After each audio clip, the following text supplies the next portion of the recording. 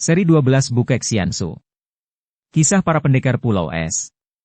Cerita, Ho Ping Hu. Audiobook, novel silat. Bab 12. Demikianlah, atas permintaan Hoxim, Chiang Bun menyatakan tidak keberatan untuk tinggal di rumah keluarga Tan selama 2 pekan, baru dia akan melanjutkan perjalanannya mencari jejak encinya. Apalagi karena dia mendengar bahwa pasukan pemerintah yang dipimpin oleh Jenderal Cao Chin Leong kini melanjutkan gerakannya menyerbu ke negara Nepal. Dia merasa yakin bahwa dengan adanya peristiwa itu, encinya tentu belum mungkin dapat menyusul Chin Leong dan sebaiknya kalau dia menanti di tempat ini, karena betapapun juga, untuk pergi ke Tibet dari timur tentu akan melewati daerah ini. Karena dia memperoleh kesempatan yang banyak, yang telah diatur oleh pihak keluarga itu di luar tahunnya, dia banyak bergaul dengan Seng Nio dan Cilon. Di lubuk hatinya, Chiang Bun tidak mempunyai perasaan benci terhadap wanita. Sama sekali tidak, bahkan dia dapat pula menaruh rasa sayang kepada wanita. Akan tetapi perasaan ini hanya terbatas sebagai perasaan persahabatan belaka, sama sekali tidak mendalam, bahkan tidak terasa kemesraan dalam hatinya seperti kalau dia bergaul dengan pemuda yang menarik hatinya. Dia jauh lebih senang bergaul dengan Hoxim daripada dengan Seng Nio atau dengan Cilon yang cantik. Dan dalam pergaulan yang beberapa hari ini dia mendapatkan sesuatu yang membuat perasaannya terganggu dan hatinya menjadi tidak senang. Dia melihat betapa sikap Seng Nio kepadanya tidak wajar, seperti orang yang mencari muka dan memikat-mikat. Dan dia pun melihat betapa sinar mata Cilon kepadanya juga tidak wajar, dan biarpun tunangan Hoxim ini terhadap dirinya selalu bersikap sopan, namun kerling matanya dan senyumnya itu menyembunyikan sesuatu yang tidak menyenangkan hatinya. Dia dapat merasakan betapa dua orang gadis itu seperti orang yang jatuh hati kepadanya. Hatinya merasa tidak senang sekali. Harus diakuinya bahwa Seng Nio adalah seorang gadis yang cantik, dan Cilon lebih manis lagi. Akan tetapi, sikap mereka terhadapnya mendatangkan rasa tak senang dan melenyapkan rasa sukanya sebagai sahabat. Apalagi terhadap diri Cilon, dia merasa tak senang dan dia diam-diam merasa marah. Dara itu sudah menjadi tunangan Hoxim, calon istrinya, mengapa sinar matanya dan senyumnya jelas membayangkan hal yang serong, hati yang tertarik kepadanya sebagai seorang pria lain. Dari Cilon, Hoxim mendengar bahwa perkembangan antara hubungan Chiang Bun dengan Seng Nio masih juga belum mengalami kemajuan seperti yang diharapkan keluarga itu. Lon Moi, Seng Moi suka ilmu silat, bahkan engkau sendiri pun banyak belajar ilmu silat. Bagaimana kalau besok pagi engkau dan Seng Nio mengajak Bunte pergi berpesiar ke Gunung Omeisan? Kalian boleh minta petunjuknya dalam ilmu silat, dan tempat itu amat romantis, amat indah. Berilah kesempatan mereka agar dapat berdua saja dan mudah-mudahan akan ada kemajuan di antara mereka, kata Hoxim kepada tunangannya. Baiklah, Sim Koko, jawab tunangannya dengan gembira. Hoxim tidak tahu bahwa kegembiraan wajah tunangannya itu bukan hanya karena ingin memberi kesempatan kepada adik iparnya dan pemuda itu, melainkan karena diam-diam Cilon sendiri merasa suka sekali kepada pemuda pendekar yang menjadi tamu mereka. Ada sesuatu pada diri Chiang Bun yang tidak dimiliki tunangannya. Bukan hanya kepandaian silat tinggi sebagai seorang pendekar, dan bukan hanya sebagai keturunan keluarga Pulau Es, akan tetapi juga suatu sifat yang amat menarik hatinya. Ia sendiri tidak tahu persis sifat baik apakah yang amat menarik hatinya itu. Mungkin kelembutan Chiang Bun, sikapnya yang halus, gerak-geriknya yang lemah lembut. Akan tetapi, Chiang Bun baru mau diajak pesiar ke Omeisan ketika Hoxim menyatakan pergi juga. Pagi-pagi benar mereka berempat sudah berangkat ke pegunungan yang indah itu. Karena hari masih amat pagi, tempat pesiar itu masih kosong dan belum ada tamu lain. Dengan cerdik, Hoxim pura-pura kelupaan sesuatu. Aku harus kembali dulu ke rumah. Biarlah kalian bertiga mendaki puncak lebih dulu. Aku nanti menyusul, katanya sambil cepat-cepat meninggalkan mereka. Tentu saja dia tidak terus pulang melainkan mengambil jalan memutar karena maksudnya hanya untuk membiarkan mereka bertiga saja dan dia ingin mengintai sendiri dari kejauhan, melihat sampai di mana hasil rencananya yang dijalankan oleh tunangannya itu. Kalau dia tadi mengajak tunangannya untuk kembali dan membiarkan Chiang Bun berdua saja dengan Seng Nio, maka kesengajaan itu terlalu kasar dan tentu akan menimbulkan kecurigaan di hati Chiang Bun. Chiang Bun bersama dua orang gadis itu mendaki puncak dan pendekar muda ini merasa gembira sekali. Tempat itu memang indah bukan main, Apalagi di waktu pagi ketika sinar matahari yang keemasan memulas semua yang ada di permukaan bumi dengan cahayanya yang indah cemerlang. Ketika tiba di puncak dan melihat di situ terdapat sebuah dataran yang penuh dengan pohon-pohon bunga, Chiang Bun mengucap pujian. Hebat. Indah. Mempesona, seperti untaian sajak. Dia berkata seperti kepada diri sendiri, lupa bahwa di dekatnya terdapat dua orang gadis cantik. Sumatehiap, kakakku bilang bahwa engkau pandai bersajak. Tempat ini begini indah, suasananya begini tenang dan damai, kuharap engkau suka membuatkan sajak untuk kami, kata Seng Nio dengan suara halus dan sikap manis. Benar sekali. Sumatehiap, aku pun ingin sekali mendengar sajak buatanmu mengenai keindahan Omei, San, kata Cilon dengan gembira. Suma Chiangbun memang sedang bergembira dan terpesona oleh keindahan alam di tempat itu, maka dia pun berkata. Baiklah, akan kucoba. Akan tetapi tentu saja tidak mungkin sebaik kalau Tantuako yang membuatnya. Ai, janganlah Tayyap terlalu merendahkan diri. Seng Nio berkata. Chiangbun lalu berdiri memandang ke bawah puncak. Pemandangan sungguh indah dan dia pun mulai bersajak bebas. Segalanya nampak indah di Omei, San, tirai-tirai cahaya putih. Menembus celah-celah daun. Awan menjadi penghias matahari. Daun kering berserakan. Menyuburkan bumi. Bunga gugur. Membawa keindahan mengharukan. Berbahagialah mata. Memandang semua ini. Harum bunga semerbak dihembus angin lalu. Sedapnya rumput dan tanah. Menyentuh kalbu. Berbahagialah hidung. Mencium semua ini. Kicau burung dan dendang air terjun. Desir angin pagi. Mempermainkan daun-daunan. Berbahagialah telinga. Mendengar semua ini. Bagus sekali. Cilon yang mengerti tentang sajak memuji. Sajakmu sederhana namun berhasil menggambarkan keindahan yang mendalam, Tai Hiap. Wah, Encilon. Aku hanya tahu sajak itu indah dan sedap didengar, akan tetapi aku tidak begitu mengerti apa artinya pujianmu tadi. Di manakah letak keindahannya? Seng Nio yang tidak begitu mengerti akan sajak bertanya sedangkan Chiangbun hanya tersenyum saja. Sumatehiap merubah benda-benda yang biasanya mendatangkan kesan buruk berbalik menjadi indah. Awan yang biasanya menjadi pengganggu sinar matahari malah menjadi penghiasnya. Daun kering lambang kematian malah menyuburkan bumi dan bunga gugur juga dilukiskan sebagai hal yang indah mengharukan. Harumnya bunga, sedapnya rumput dan tanah, bunyi-bunyian seperti kicau burung, dendang air terjun dan desir angin pagi. Sungguh melukiskan keindahan alamiah yang asli, sambung Cilon. Gembira juga hati Chiangbun mendengar ucapan gadis itu, bukan karena pujiannya, melainkan karena ucapan itu membuktikan bahwa Cilon mampu mengerti isi sajak. Maka dia pun menjura kepada dua orang gadis itu. Ah, kiranya Nona adalah seorang ahli tentang sajak, katanya.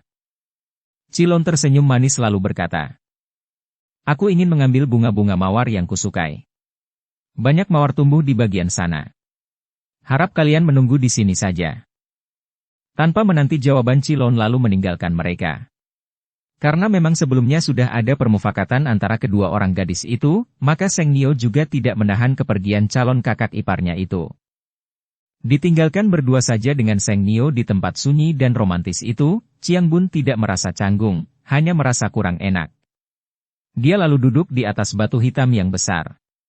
Ketika Seng Nio melangkah mendekatinya, dia pura-pura tidak tahu dan memandang ke bawah puncak yang kini menjadi semakin terang oleh sinar matahari yang makin meninggi. Sejak tadi Seng Nio memandang kepada pemuda itu dengan jantung berdebar tegang. Dari calon kakak iparnya ia sudah mendengar bahwa kakaknya, juga ayahnya, menginginkan sekali agar ia dapat berjodoh dengan Suma Chiangbun. Dan bahwa pagi hari ini, atas anjuran kakaknya, Cilon sengaja mengajaknya ke tempat itu dan sengaja pula meninggalkan ia berduaan saja dengan pemuda itu. Tentu saja ia tidak perlu ditanya dua kali untuk menjadi jodoh Suma Chiangbun. Begitu bertemu ia sudah merasa kagum dan tertarik sekali. Pemuda ini adalah seorang pendekar keturunan keluarga Pulau Es, seorang pemuda yang menurut kakaknya memiliki ilmu kepandaian sangat hebat.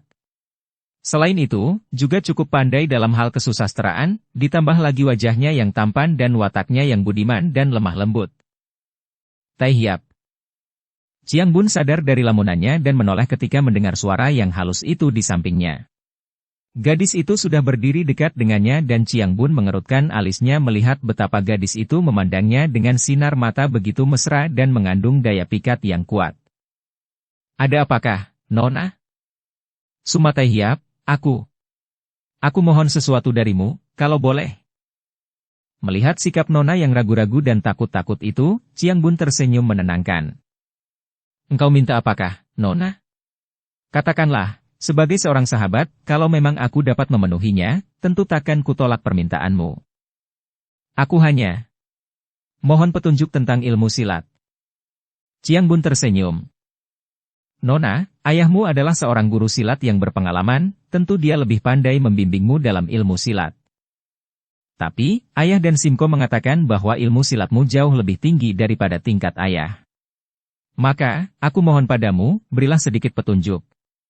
Dan tempat ini amat baik untuk berlatih silat, bukan? Maukah engkau, Tai Hiap? Tentu saja Chiang Bun merasa tidak enak kalau harus menolak begitu saja.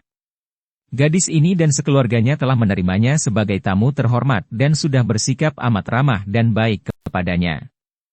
Wajarlah kalau sekarang dia memberi petunjuk ilmu silat kepada Seng Nio sekedar untuk membalas kebaikan mereka.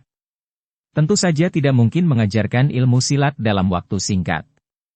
Maka dia pun berkata ramah. Baiklah, aku akan memberi sedikit petunjuk. Untuk itu engkau harus mainkan jurus-jurus silatmu dan aku akan mencoba untuk memperbaiki jurus-jurus itu. Terima kasih, Tai Hiap. Engkau baik sekali. Nah, sambutlah jurus-jurus ini dan tunjukkan mana yang kurang betul. Seng Nio tidak menanti jawaban dan langsung saja mulai menyerang pemuda itu dengan pukulan-pukulan kedua tangannya. Ia merasa gembira sekali mendapatkan kesempatan berlatih silat dengan pemuda yang dikaguminya ini dan mengharapkan dari latihan ini akan bukan saja dapat bersentuhan akan tetapi juga dengan harapan akan dapat meningkatkan keakrabannya. Sebetulnya bukan maksud Chiang Bun agar gadis itu menyerangnya. Dengan melihat gadis itu bermain silat saja dia sudah akan dapat mengetahui bagian-bagian yang lemah. Akan tetapi karena Seng Nio telah menyerangnya, tentu saja dia pun mengelak sambil memperhatikan. Dia melihat bahwa gadis ini tidak mengecewakan menjadi putri seorang guru silat karena gerakan-gerakannya cukup cepat dan mengandung tenaga lumayan. Dia memberi kesempatan kepada gadis itu untuk menyerangnya beberapa jurus sambil memperhatikan. Tiba-tiba dia menangkap lengan Seng Nio. Tahan! Chiang Bun melepaskan lengan gadis itu dan melanjutkan. Nona, jurusmu yang terakhir ini tadi mengandung kelemahan yang dapat merugikan dirimu. Maukah engkau mengulang agar dapat aku memberi contoh dan pembetulan? Seng Nio memandang dengan wajah berseri dan ia pun mengulang serangannya yang terakhir, yaitu jurus Yanjin Chilou, Dewa Menunjukkan Jalan. Serangan ini dilakukan dengan tangan kiri, menggunakan dua buah jari menusuk ke arah leher lawan dengan gerakan cepat. Chiang Bun mengelak ke kanan dan dari kanan tangannya, masuk, melalui bawah ketiak gadis itu, menggunakan kesempatan selagi lengan gadis itu menyerang lurus sehingga dada di bawah lengan ini terbuka, tahu-tahu tangannya sudah membuat gerakan memukul ke arah dada di bawah ketiak, dekat buah dada kiri gadis itu. Ih! Seng Nio menjerit manja dan mukanya berubah merah. Tentu saja Chiang Bun tidak sampai menyentuh dada itu. Tanpa memperdulikan muka gadis itu yang berubah merah seperti orang malu, Chiang Bun memberi petunjuk. Jurus seranganmu itu cukup baik dan cepat, akan tetapi dengan serangan itu harus diketahui bahwa di bawah lenganmu menjadi terbuka dan pertahananmu lemah. Setiap serangan memang berarti membuka satu bagian pertahanan, karena itu cara menusukkan jari tangan itu tadi harus dilakukan cepat dan jangan sampai terulur sepenuhnya. Dengan demikian, andai kata serangan gagal dan lawan memasuki bagian yang lowong, lenganmu dapat cepat ditarik dan siku lengan dapat menangkis serangan lawan. Coba ulangi lagi, sekarang dengan lengan tidak terulur sepenuhnya dan siap membagi sedikit kewaspadaan untuk menjaga bagian yang terbuka. Dengan gembira Seng Nio mengulang serangan dengan jurus Yanjin Chilou itu. Pada saat lengannya meluncur dan jari tangannya menusuk ke arah leher Chiang Bun, pemuda ini mengelak dan seperti tadi, membalas dengan cepat. Sekali ini bukan memukul melainkan menendang ke arah lambung yang terbuka. Duh! Seng Nio yang kini sudah waspada dan tidak menggunakan seluruh kekuatan pada serangannya tadi, menekuk siku dan lengannya menangkis ke bawah sehingga tendangan itu dapat tertangkis. Bagus! Sekarang lanjutkan, Nona. Dengan gembira Seng Nio melanjutkan dengan beberapa jurus, menyerang pemuda itu dengan sungguh-sungguh karena selain ingin memperoleh petunjuk, juga ia ingin bersentuhan dengannya. Kembali ada jurus yang diperbaiki dan sekali ini, pukulan Seng Nio menurut petunjuk Chiang Bun harus dilanjutkan atau dirubah menjadi cengkeraman untuk mencengkeram pergelangan tangan lawan. Begini sebaiknya, Nona, kata Chiang Bun memberi contoh dengan pukulan seperti tadi dan ketika si Nona menangkis, pukulan itu berubah menjadi cengkeraman dan tahu-tahu pergelangan tangan gadis itu telah ditangkapnya. Nah, sekarang engkau cobalah meniru gerakanmu tadi. Seng Nio menirunya, menyerang dengan jurus yang sudah diperbaiki tadi, ketika Chiang Bun menangkis, cepat pukulannya berubah cengkeraman dan dia berhasil menangkap pergelangan tangan pemuda itu. Akan tetapi ia mencengkeram dengan kuat, tidak mau melepaskannya lagi sehingga Chiang Bun berseru kaget dan menarik lengannya. Karena tangannya memang jauh lebih besar, tarikan yang tiba-tiba itu membuat tubuh Seng Nio terguling.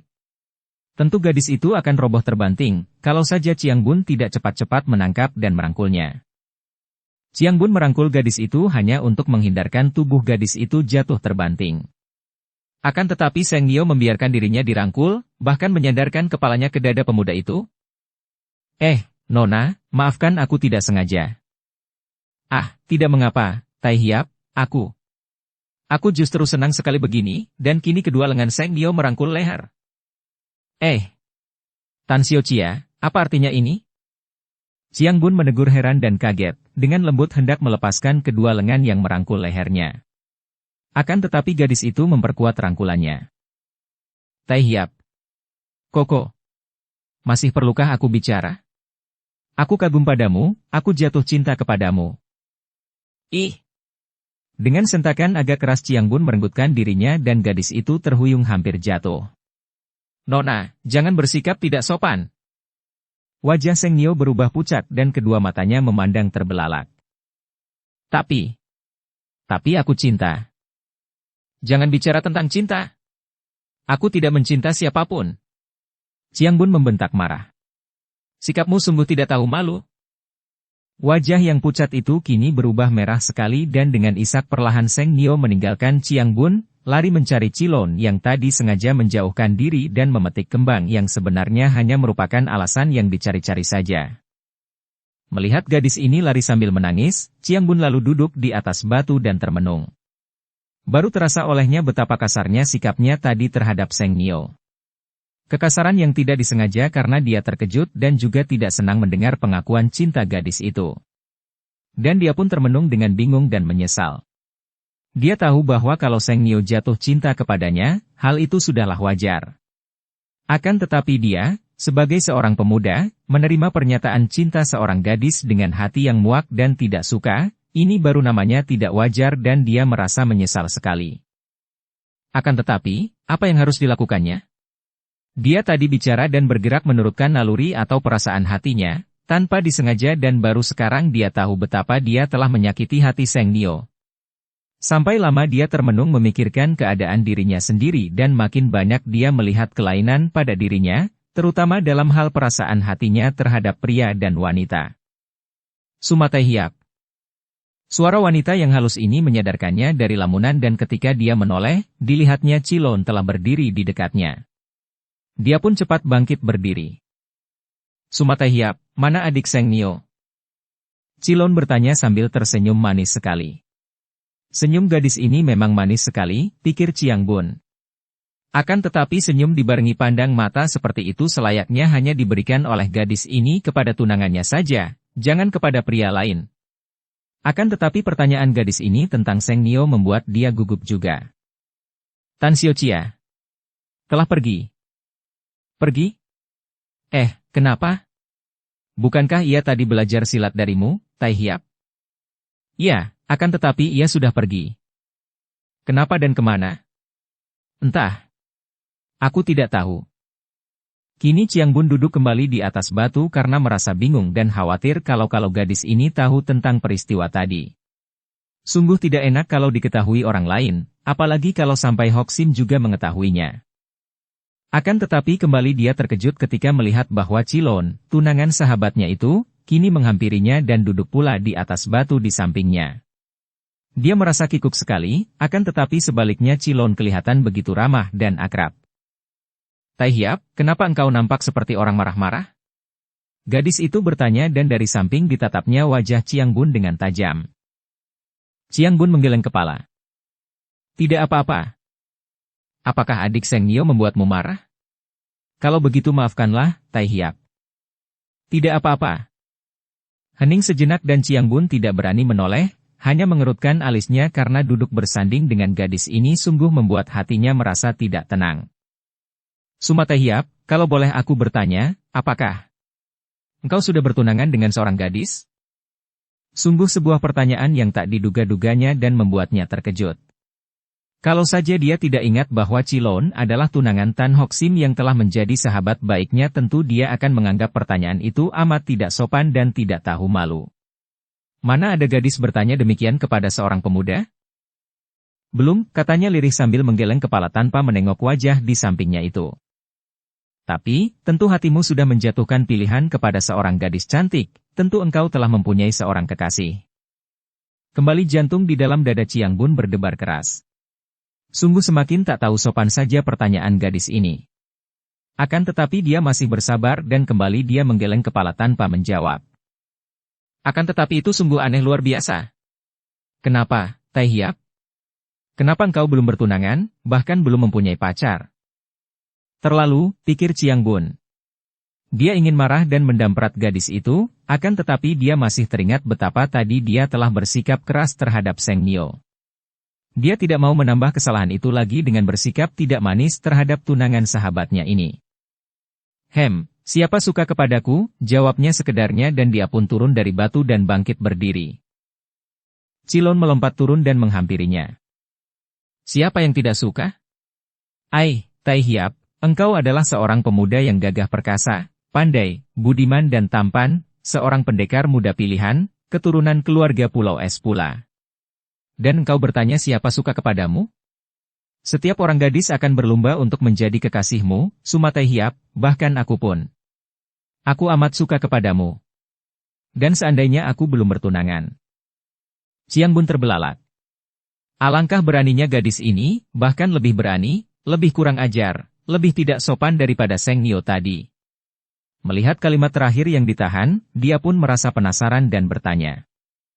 Kalau belum bertunangan bagaimana? Gadis itu memegang kedua tangannya, menarik kedua tangannya ke dada sehingga dia merasa betapa jari-jari tangannya menyentuh dada yang menonjol. Kalau saja aku belum bertunangan, aku akan berbahagia sekali menjadi pacarmu. Keparat. Chiang Bun tak dapat menahan kemarahannya lebih lama lagi. Dia merenggutkan kedua tangannya terlepas dan hampir saja dia menampar muka gadis itu. Akan tetapi dia menahan diri dan menudingkan telunjuknya ke arah muka Cilon. Engkau perempuan tak tahu malu. Engkau tidak patut menjadi tunangan Tan Hock Sim. Pergi engkau dari sini sebelum kuhajar engkau, perempuan rendah. Seketika wajah Cilon yang cantik menjadi pucat sekali. Tak disangkanya bahwa Chiang Bun akan dapat bersikap segalak itu, apalagi sampai memakinya. Tadi ia mendapat laporan Seng Nio betapa pemuda itu menghina Seng Nio dan menolak cintanya. Maka ia menghibur Seng Nio dan hendak mendekati pemuda itu, akan tetapi karena memang di lubuk hatinya ia telah jatuh cinta kepada pendekar muda yang mengagumkan itu, setelah tiba di depan Chiang Bun, ia lupa akan tugasnya hendak menjodohkan adik ipar itu dengan Chiang Bun, dan sebaliknya ia sendiri malah merayunya. Dan akibatnya, ia dimaki-maki. Karena malu ia pun menjadi marah sekali. Manusia tak tahu diri, tidak mengenal budi. Dan Cilon sudah menyerangnya dengan pukulan kilat. Pelak! Chiang Bun menangkis dengan pengerahan tenaga dan akibatnya tubuh Cilon terpelanting dan roboh terbanting di atas tanah. Manusia kejam, Suma Chiang Bun, berani engkau memukul kakak iparku? Tiba-tiba muncullah Seng Nio dan agaknya kini gadis ini memperoleh alasan untuk membalas sakit hatinya ketika cintanya ditolak mentah-mentah bahkan ia dihina oleh Chiang Bun tadi. Melihat Cilon terpelanting, ia pun lalu mencabut pedangnya dan menyerang Chiang Bun dengan marah.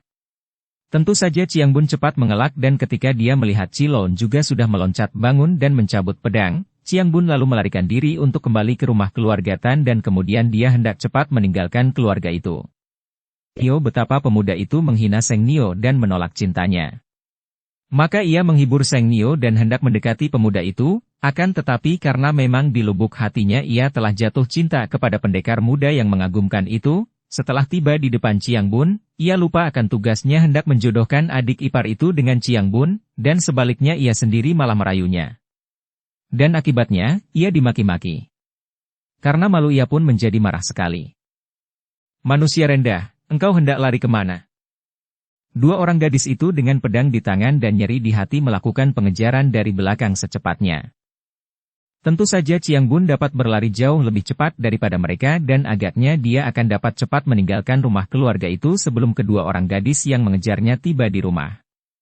Akan tetapi, tiba-tiba muncul Tan Hoxim di tengah jalan.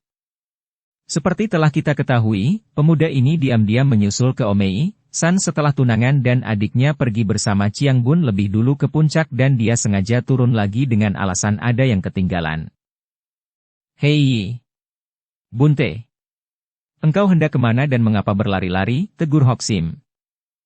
Melihat munculnya Hoxim, terpaksa Chiang Bun menghentikan larinya.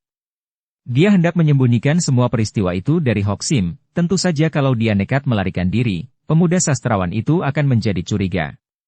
Akan tetapi setelah dia berhenti berlari dan berhadapan dengan Hoxim, dia bingung sendiri harus bicara apa. Bunte, apakah yang telah terjadi? Di mana Lon Moi dan adikku Seng Nio? Hoxim bertanya dengan hati khawatir. Dia melihat sesuatu pada wajah pemuda pendekar itu dan hatinya gelisah sekali. Mereka di belakang, jawabnya gugup. Tapi kenapa? Tiba-tiba dia melihat bayangan kedua orang gadis itu mengejar dan menuruni lembah. Itu mereka. Kenapa mereka juga berlari-lari mengejarmu? Kami main kejar-kejaran. Hoxim tertawa dan dia masih belum curiga mendengar alasan yang lucu itu. Main kejar-kejaran? Seperti anak-anak kecil saja.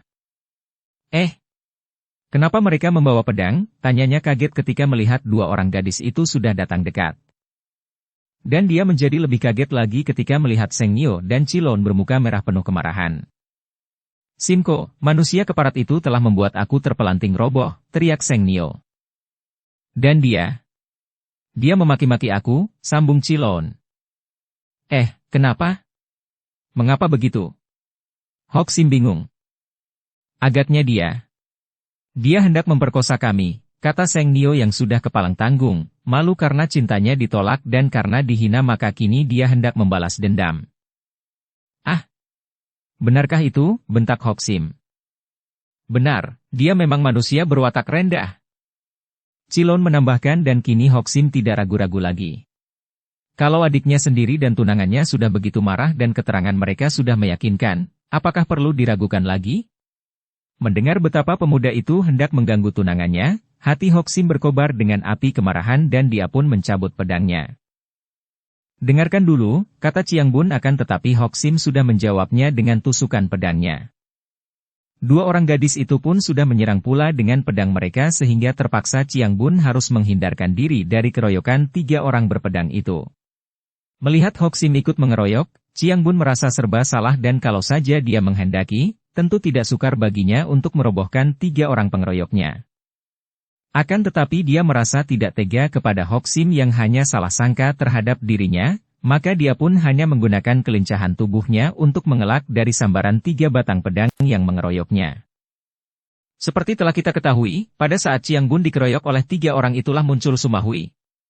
Tentu saja dengan mudah Sumahui dapat mengakhiri pengeroyokan itu dan seperti telah diceritakan di bagian depan, Tan Hoxim dimintai keterangan oleh Sumahui mengapa dia bersama dua orang gadis itu mengeroyok Chiang Bun. Siapa yang tidak marah? Suma Chiang Bun telah kami anggap sebagai seorang pendekar budiman dan kami terima sebagai seorang tamu agung, yang kami hormati. Akan tetapi dia telah melakukan perbuatan kotor terhadap tunangan dan adikku. Dia menghina adikku dan hendak memperkosa tunanganku, demikian Hoxim menutup ceritanya yang tentu saja berbeda dengan kenyataan itu kepada Sumahui. Benarkah keterangan itu bahwa engkau hendak memperkosa tunangan orang dan menghina seorang gadis lain? Benarkah itu, adikku? Sumahui bertanya heran dan penuh ketidakpercayaan sambil memandang kepada Chiang Bun. Chiang Bun menghela napas panjang. Dia merasa menyesal sekali bahwa Hoxim yang tidak bersalah apa-apa terpaksa akan menderita tekanan batin kalau mengetahui persoalannya. Dia tidak ingin melihat pemuda yang disukanya itu menderita. Aku tidak perlu bercerita. Silahkan kedua orang nona ini saja yang bercerita, dan kuharap mereka akan menceritakan hal yang sebenarnya. Sambil berkata demikian, sepasang matanya mencorong seperti mata naga menatap wajah Seng Nio dan Cilon, dan kedua orang gadis itu menjadi pucat. Kini timbul keraguan dalam hati Hoxim melihat sikap Chiang Bun dan kedua orang gadis itu timbul keraguannya karena rasanya memang sukar dapat dipercaya bahwa seorang pendekar seperti Suma Chiang Bun sampai melakukan hal yang demikian rendahnya. Seng Moi, hayo ceritakan yang sesungguhnya apa yang terjadi. Engkau tadi bilang bahwa engkau dihina dan dipukul, hayo ceritakan mengapa demikian dan yang sesungguhnya terjadi bagaimana? Jangan membohong. Wajah Seng Nio menjadi merah sekali. Ia merasa serba salah. Ia tahu bahwa Chiang Bun adalah seorang pendekar sakti dan agaknya kakak perempuannya ini pun seorang pendekar yang lihai sekali. Berbohong takkan berguna, apalagi bukankah kakaknya sendiri yang mendorongnya agar ia berusaha mendekati Chiang Bun? Aku hanya menyatakan perasaan hatiku kepadanya, Simko. Bukankah ayah dan engkau sendiri menghendaki agar aku berjodoh dengan Sumatai Hiap? Aku menyatakan cinta dan dia marah-marah. Dan dia memaki aku tidak sopan dan tidak tahu malu. Hoxim mengerutkan alisnya. Tahulah dia mengapa Chiang Bun marah-marah. Tentu Seng Nio, mendesak, dengan cintanya dan pemuda pendekar itu menganggap Seng Nio sebagai seorang gadis tidak tahu malu. Dia mengeluh dalam batinnya. Jelaslah bahwa Chiang Bun tidak dapat membalas cinta kasih Seng Nio. Dan engkau, Lon Moi? Apa yang terjadi? Kini Hoxim menoleh kepada Cilon. Wajah gadis ini menjadi pucat sekali. Ia mengerti bahwa apa yang terjadi antara ia dan Chiang Bun hanya diketahui oleh mereka berdua saja. Bahkan Seng Nio juga tidak mengetahuinya. Kalau ia mengaku, maka tentu pertunangannya dengan Hoxim akan putus. Ia melirik ke arah Chiang Bun dan pendekar ini hanya berdiri tegak dan memandang dengan sikap tenang. Kini tergantung kepada pendekar itu, pikirnya. Aku menerima laporan adik Seng yang menangis dan merasa terhina. Lalu kudatangi Sumatai Hiap dan kutegur, akan tetapi dia. Dia bersikap kasar sehingga kami cekcok dan aku menyerangnya, lalu datang adik Seng yang membantuku. Dia lari dan kami kejar sampai bertemu denganmu, Koko. Hoxim membanting kakinya dan menarik napas panjang. Ah, akulah yang bodoh dan terburu nafsu, tidak bertanya dulu, lalu percaya saja kepada omongan perempuan dan menyerangmu. Sumatai Hiap, maafkan aku, maafkan kami. Sudahlah, mari kita pergi, Enci Hui, kata Chiang Bun. Aku akan mengambil pakaianku lebih dulu di rumah, Tantuako. Kakak beradik itu sekali berkelebat lenyap dari situ, membuat Hoxim dan kedua orang gadis itu melongo dan semakin gentar. Lalu Hoxim mengomel. Ah, kalian yang kurang waspada dan ceroboh sekali. Kalau sampai Seng Moi tidak berjodoh dengan dia masih tidak mengapa. Akan tetapi kita kehilangan seorang sahabat yang amat baik dan gagah perkasa. Sekarang, keluarga Pulau Es itu marah kepada kita, semua ini karena kalian berdua kurang hati-hati. Dua orang gadis itu hanya menundukkan mukanya, diam-diam merasa malu sekali atas kelakuan mereka terhadap Chiang Bun tadi. Tapi, aku melihat sikapnya kepadamu amat akrab, tiba-tiba Seng Nio berkata.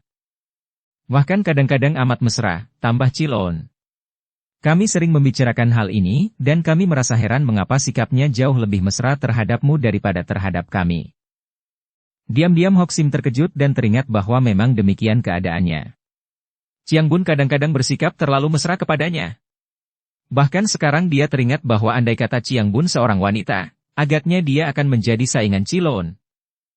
Sikapnya itu kadang-kadang membuat aku curiga, jangan-jangan dia itu seorang gadis yang menyamar pria, kata pula Seng Nio. Ah, kalian bicara yang bukan-bukan karena sedang marah saja. Sebetulnya dia itu laki-laki sejati, seorang pendekar budiman yang gagah perkasa. Mungkin saja dia. Agaknya pemalu dan tidak biasa bergaul dengan wanita sehingga begitu dekat dengan kalian dia merasa canggung dan malu-malu. Sudahlah, betapapun juga, kita kehilangan seorang sahabat yang luar biasa. Mereka pun pulang dengan hati kecewa dan menyesal. Bunte, engkau terlalu lemah. Kenapa engkau tidak hajar saja kedua orang gadis yang tidak tahu malu itu? Suma Hui menegur adiknya ketika mereka melakukan perjalanan dan di tengah jalan Chiang Bun terpaksa menceritakan persoalannya dengan dua orang gadis tadi. Ah, aku kasihan kepada mereka, Enci. Apalagi, Tan Hoxim begitu baik kepadaku. Kalau aku berterus terang, tentu akan mengakibatkan terputusnya tali perjodohan antara dia dan tunangannya. Pula, aku tidak menganggap mereka yang suka kepadaku itu sebagai suatu kesalahan, hanya aku yang tidak dapat membalas cinta mereka. Engkau memang aneh. Kulihat mereka itu cantik-cantik, kenapa engkau tidak suka dan bahkan bersikap keras kepada mereka? Aku memang tidak pernah suka kepada gadis-gadis. Chiang Bun agaknya menemui wadah penuangan perasaannya melalui encinya. Bunte, engkau sudah cukup dewasa, perasaanmu tidak pernah suka kepada gadis itu sungguh tidak wajar, kata Suma Hui prihatin sambil menghentikan langkahnya, memegang kedua pundak adiknya dan menatap wajah adiknya itu dengan penuh selidik. Chiang Bun balas memandang dan dia melihat seolah-olah sinar mata encinya itu menembus dadanya dan menjenguk ke dalam. Selama ini, dia melihat kelainan pada dirinya dengan penuh kecemasan, menyimpannya sebagai rahasia dan dia tidak berani membicarakannya kepada siapapun juga. Akan tetapi kini dia berhadapan dengan encinya, satu-satunya orang yang dekat dengan dia, satu-satunya orang yang benar-benar amat disayangnya karena sejak kecil dia bergaul dengan encinya siang malam. Ayahnya dianggapnya terlalu keras dan menakutkan, ibunya terlalu memanjakannya, hanya encinya ini yang selalu bersikap terbuka dan jujur. Tiba-tiba saja ada keharuan menyelinap di hati pemuda ini dan seperti bendungan pecah, dia pun menangis terisak.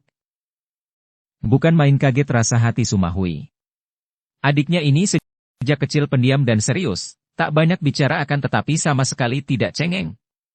Belum pernah ia melihat adiknya menangis seperti ini, apalagi sekarang sudah berusia 17 tahun, sudah dewasa. Chiang Bun menangis terisak-isak. Sukar ia membayangkannya, akan tetapi kini hal itu terjadi di depannya. Tentu saja ia merasa kaget dan juga khawatir dan dirangkulnya adiknya itu, seperti ketika mereka masih kecil dan dituntunnya Chiang Bun, diajak duduk di bawah pohon yang rindang. Tempat itu sunyi tidak ada orang lain kecuali mereka berdua. Bunte, tenanglah. Ingat, tidak baik seorang pendekar gagah seperti engkau ini menangis. Hapus air matamu dan mari kita bicara secara dewasa. Ceritakanlah apa yang merisaukan hatimu sampai engkau menangis. Aku encimu, saudara tunggalmu, aku akan membelamu lahir batin. Enci Hui, tolonglah aku, Enci. Suma Chiang Bun mencoba untuk menghentikan tangisnya. Semua kegelisahan hatinya tumpah pada saat itu melalui air mata dan akhirnya dia merasa dadanya agak lega. Tentu saja aku akan menolongmu, adikku, kalau perlu dengan taruhan nyawaku. Nah, ceritakan. Apakah masalah itu? Chiang Bun mengusap air matanya dan kini dia dapat memandang wajah encinya dengan mata agak merah. Enci Hui, tadi engkau mengatakan bahwa aku tidak wajar.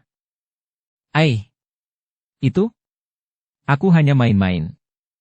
Mungkin engkau masih terlalu kekanak-kanakan, tidak biasa bergaul dengan wanita sehingga engkau masih belum dapat menyukai gadis-gadis. Hal itu tidak aneh, kenapa dirisaukan? Suma Hui tersenyum, merasa lega karena ternyata yang dirisaukan adiknya itu hanyalah persoalan sepele saja. Akan tetapi Chiang Bun menggeleng kepala. Bukan hanya itu, Enci. Ketahuilah, memang aku. Ada sesuatu yang tidak wajar kepadaku, di dalam hatiku. Suma Hui mengerutkan alisnya, bangkit berdiri dan bertolak pinggang, memandang kepada adiknya. Apa maksudmu, adikku? Ada ketidakwajaran apa dalam hatimu? Engkau sungguh membikin aku heran dan cemas. Enci, kalau tidak ada engkau, tentu rahasia ini akan kubawa mati. Kepada ayah dan ibu sendiri aku enggan bercerita. Ketahuilah, memang ada ketidakwajaran di dalam hatiku, ada suatu kelainan yang terasa amat menakutkan hatiku. Sejak dahulu, aku tidak pernah merasa suka kepada wanita, akan tetapi aku malah tertarik kepada pria, kepada pemuda. Sepasang mata Suma Hui terbelalak dan ia memandang adiknya seperti melihat hantu di siang hari. Enci Hui, jangan memandang padaku seperti itu. Suma Chiang Bun mengeluh. Jangan engkau juga menganggap aku seperti setan. Bunte. Suma Hui maju merangkul adiknya dan beberapa lamanya Enci dan adik ini saling rangkul dengan hati nelangsa. Suma Hui teringat akan nasib dirinya sendiri dan kini ia melihat adiknya menghadapi masalah yang lebih rumit lagi. Bagaimana? Bagaimana bisa begitu? Aku tidak mengerti, adikku, sungguh, aku belum mengerti. Suma Hui meragu. Mungkinkah itu bahwa engkau adalah seorang pria pembenci wanita? Tidak, Enci. Aku sama sekali tidak membenci wanita. Aku kira aku akan dapat bersahabat dengan wanita, sahabat baik, seperti aku dengan engkau ini. Akan tetapi, hanya sampai di situ saja. Persahabatan biasa, tidak ada daya tarik menimbulkan gairah berahi. Pendeknya, aku tidak pernah berani melihat wanita, Enci. Semua wanita kupandang seperti aku melihatmu, seperti saudara, seperti sahabat. Apa salahnya dengan itu? Suma Hui menegas karena ia belum mengerti dan selama hidupnya baru sekarang ia mendengar hal seperti ini. Memang tidak salah, akan tetapi Aku tertarik oleh pria, oleh pemuda, merasa mesra berdekatan dengan pemuda dan timbul gairah berahiku. Aku hanya dapat jatuh cinta kepada pemuda, Enci. Hah? Suma Hui terbelalak, melepaskan rangkulannya, lalu mendekat lagi dan menjamah dahi adiknya seperti hendak melihat apakah adiknya tidak sedang terserang demam sehingga mengigau. Chiang Bun tersenyum sedih melihat encinya meraba dahinya. Dengan halus dia menjauhkan tangan encinya. Enci Hui, aku tidak gila. Biarpun kadang-kadang aku sendiri bertanya-tanya apakah aku sudah gila. Tidak, aku belum gila dan mudah-mudahan tidak akan gila. Akan tetapi, aku melihat kenyataan yang menakutkan ini pada diriku. Aku agaknya mempunyai selera seperti wanita. Tubuhku pria, segala-galanya, akan tetapi seleraku, juga terutama sekali dalam hal selera berahi, aku seperti wanita. Ah! Enci Hui, jangan beraeu saja. Tolonglah aku. Suma Hui menjatuhkan dirinya duduk di atas tanah dengan tubuh lemas. Ia merasa tidak berdaya sama sekali, bahkan bingung. Bagaimana aku harus menolongmu, Bunte? Mungkin ada obat. Kita bicarakan saja dengan ayah dan ibu, minta nasihat mereka. Tidak. Aku akan malu sekali kalau engkau menceritakan hal itu kepada mereka, aku akan lari minggat. Gadis itu merasa prihatin sekali sehingga memikirkan keadaan adiknya, ia dapat sedikit melupakan kedukaan hatinya sendiri. Ia kecewa bahwa ia tidak dapat bertemu dengan Qin Liong yang memimpin pasukan menyerbu ke Nepal dan ia merasa nelangsa selama ini. Akan tetapi kini semua keprihatinan hatinya ditujukan untuk Chiang Bun. Aku akan bantu memikirkan keadaan dirimu, adikku. Engkau tenang sajalah dan jangan terlalu menyedihi keadaanmu, kelak tentu akan ada jalan baik untukmu. Mari kita pulang dulu, sudah terlalu lama kita meninggalkan ayah dan ibu, tentu mereka merasa cemas dan berduka. Mereka pun melanjutkan perjalanan dan di sepanjang perjalanan itu mereka saling menceritakan pengalaman masing-masing selama mereka berpisah. Chiang Bun juga merasa prihatin melihat encinya berduka dan kecewa karena belum juga dapat bertemu dengan Kao Qin Liong. Setelah melakukan perjalanan yang jauh dan memakan waktu yang lama sekali, tanpa ada halangan yang berarti, tibalah kedua kakak beradik ini pada suatu siang di kota Tianjin, tempat tinggal orang tua mereka. Berdebar juga hati mereka ketika mereka tiba di kota yang mereka kenal sejak kecil ini dan perasaan mereka bercampur aduk ketika mereka melihat rumah mereka dari jauh. Ada rasa gembira karena hendak bertemu kembali dengan ayah bunda mereka yang sudah lama mereka tinggalkan. Ada perasaan takut-takut karena mereka dapat menduga bahwa ayah mereka tentu akan marah sekali kepada mereka. Ada perasaan terharu karena mereka teringat akan segala peristiwa yang terjadi di tempat tinggal mereka ini. Bagaimanapun juga, akhirnya kampung halaman merupakan tempat yang paling indah di dunia ini. Pada siang hari itu, sekitar rumah keluarga mereka nampak sunyi. Dengan jantung berdebar tegang, Suma Hui dan Suma Chiang Bun memasuki pekarangan rumah yang amat mereka kenal itu.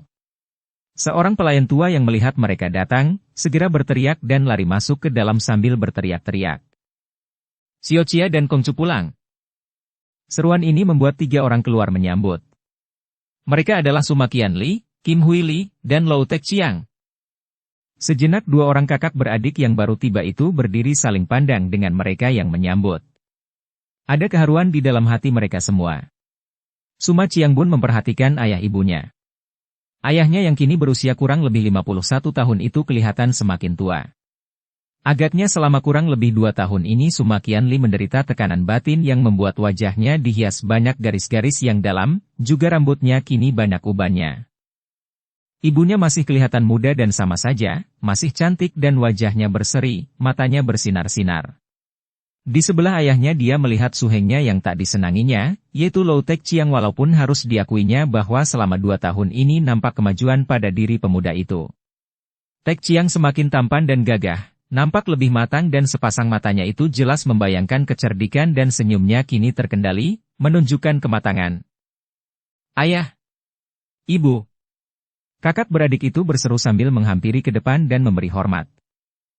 Kalian baru pulang? Kim Huili meloncat dan merangkul mereka. Sepasang mata ibu yang juga banyak memikirkan mereka ini membasah. Akan tetapi, Suma Qianli tetap bersikap tenang, seolah-olah pulangnya kedua orang anaknya itu tidak mendatangkan perubahan pada hatinya. Memang pendekar ini pandai menyimpan perasaannya yang pada waktu itu penuh dengan kegirangan melihat anak-anaknya selamat dan pulang, juga penuh kemarahan, terutama sekali terhadap Suma Hui. Mari kita masuk dan bicara di dalam, katanya dan suaranya begitu datar, membuat hati kakak beradik itu berdebar. Suma dan Sute, selamat datang. Kata Tekqiang dengan suara gembira dan agaknya dia tidak tersinggung ketika kedua orang kakak beradik itu hanya memandang kepadanya dan mengangguk tanpa menjawab. Mereka semua mengikuti Suma Qianli yang sudah melangkah lebar menuju ke ruangan dalam yang luas, yang menjadi ruangan duduk atau ruangan keluarga. Tanpa banyak cakap Suma Qianli duduk menghadapi meja dan semua keluarganya juga mengambil tempat duduk.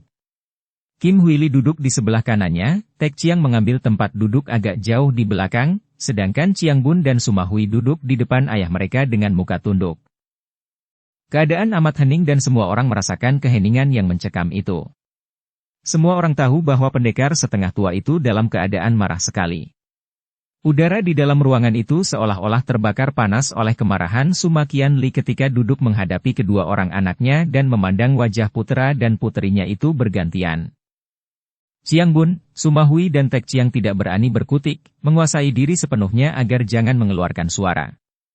Bahkan Kim Huili yang merupakan satu-satunya orang di dunia yang dapat mencairkan kebekuan dan kemarahan hati Suma Qianli, saat itu pun berdiam diri.